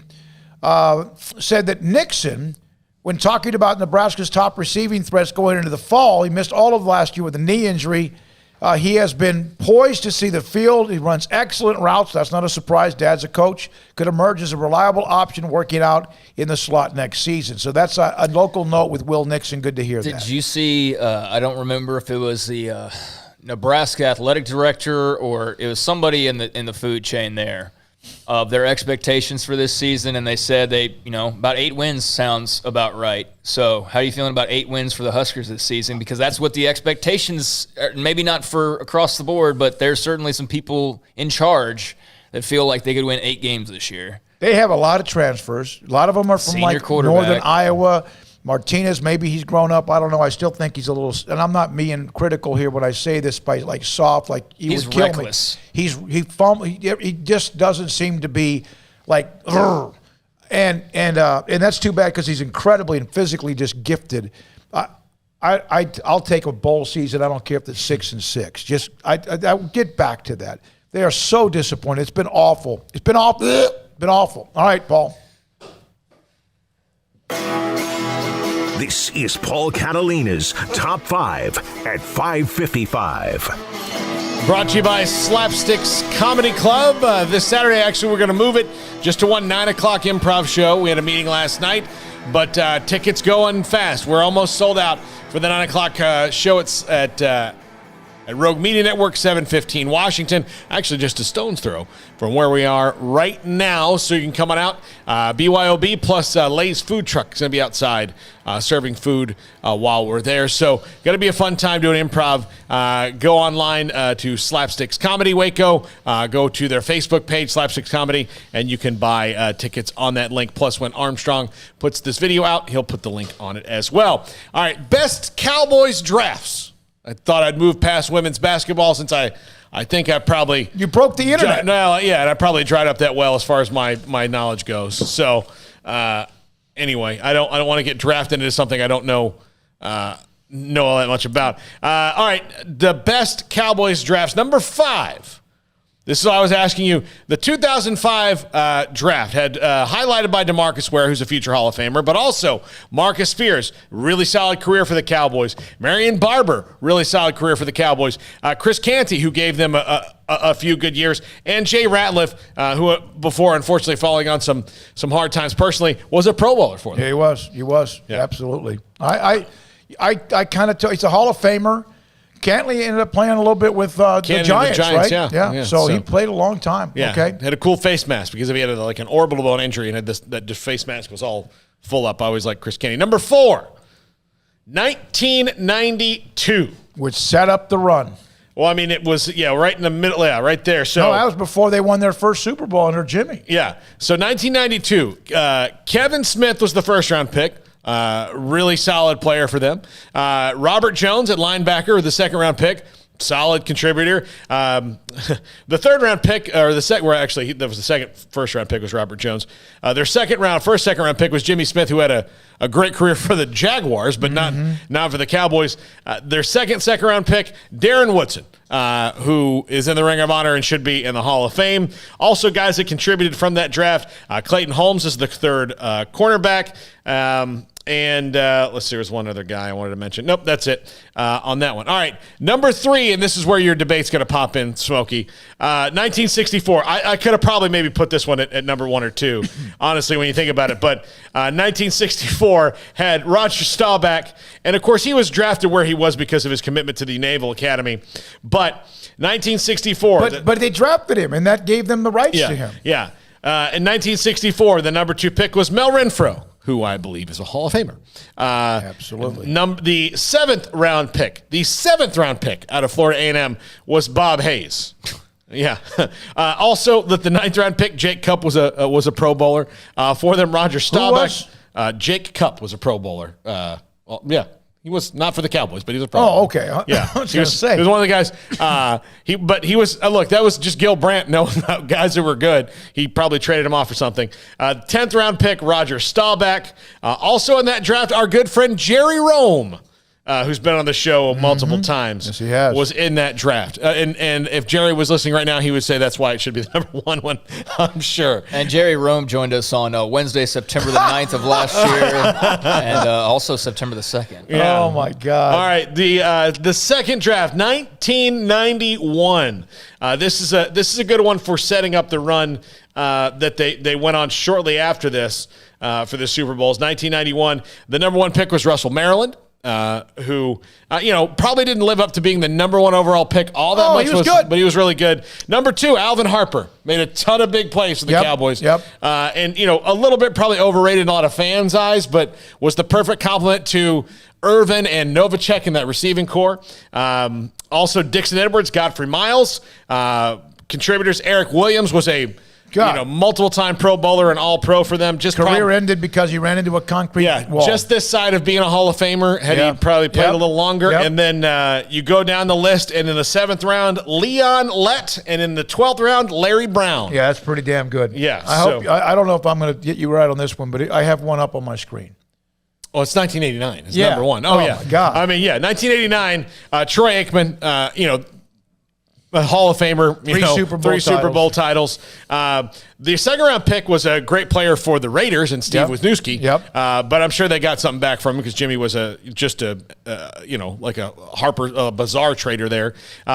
Second-round pick also Moose Johnston, frequently a guest on the show as well. I'm sure Craig can run that down. Mark Stepnoski in the 3rd round, Tony Tolbert in the 4th round, and of course a name that didn't play for them all that long, but has been famous in the college coaching circles, Randy Shannon.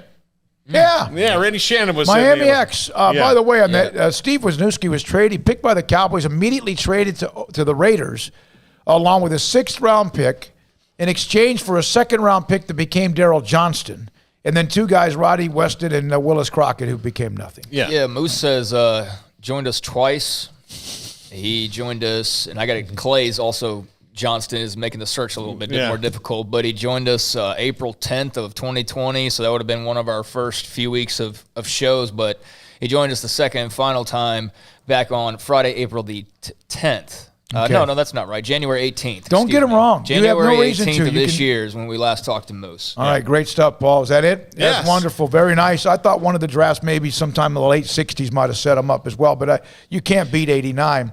All right, for Paul Catalina, my goodness, Armstrong Sims with all these little gadgets and cameras, he's been amazing. Thanks to MaCio Teague. He's got an army around him of cameras. If you see our viewpoints, he's got like bodyguards. Jason Smith, Carolyn Peck, Mickey Spagnola, Andrew Billings, Kelvin Beachum. For Paul and Craig, thanks to Armstrong Sims. Thanks to our incredible sponsors that allow Armstrong to buy more cameras. I'm David Smoak. The draft is next tomorrow. Back to summarize round 1. And this is SicEm365 Radio. Good night.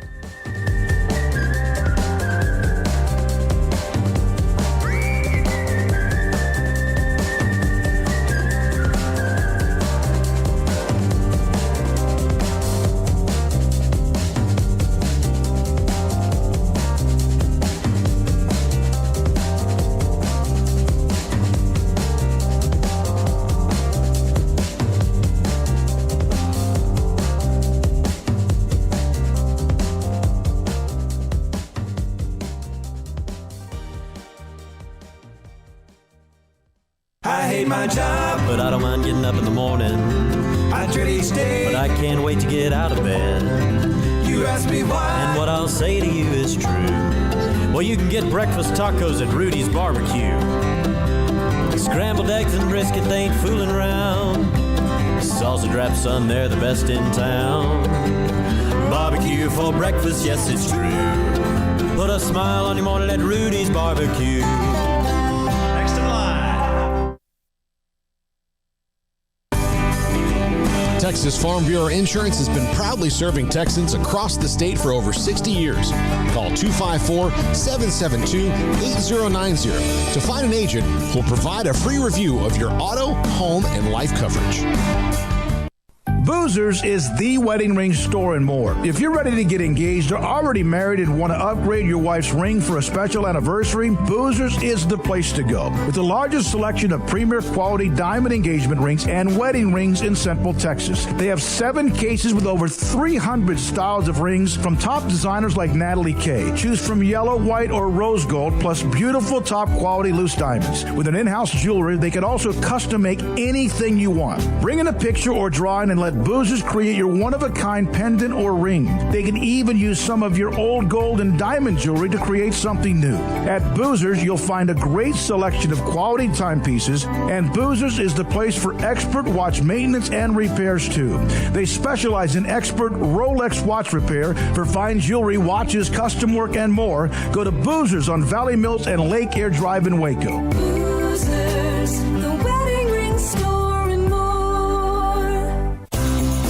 Ideal MRI is a small family business right here in Central Texas. We're open to support you while lowering the cost of healthcare bills. When you need an MRI, ask your doctor for an Ideal MRI. Visit us at idealmri.com or call us at 833-IDEAL-MRI. Stepping into the boots of a U.S. Army officer can add confidence and leadership skills to your son or daughter's career path. See all the things they can achieve in our boots at GoArmy.com. U.S. Army Waco Recruiting Company, 254-598-8131 or 254-776-1543.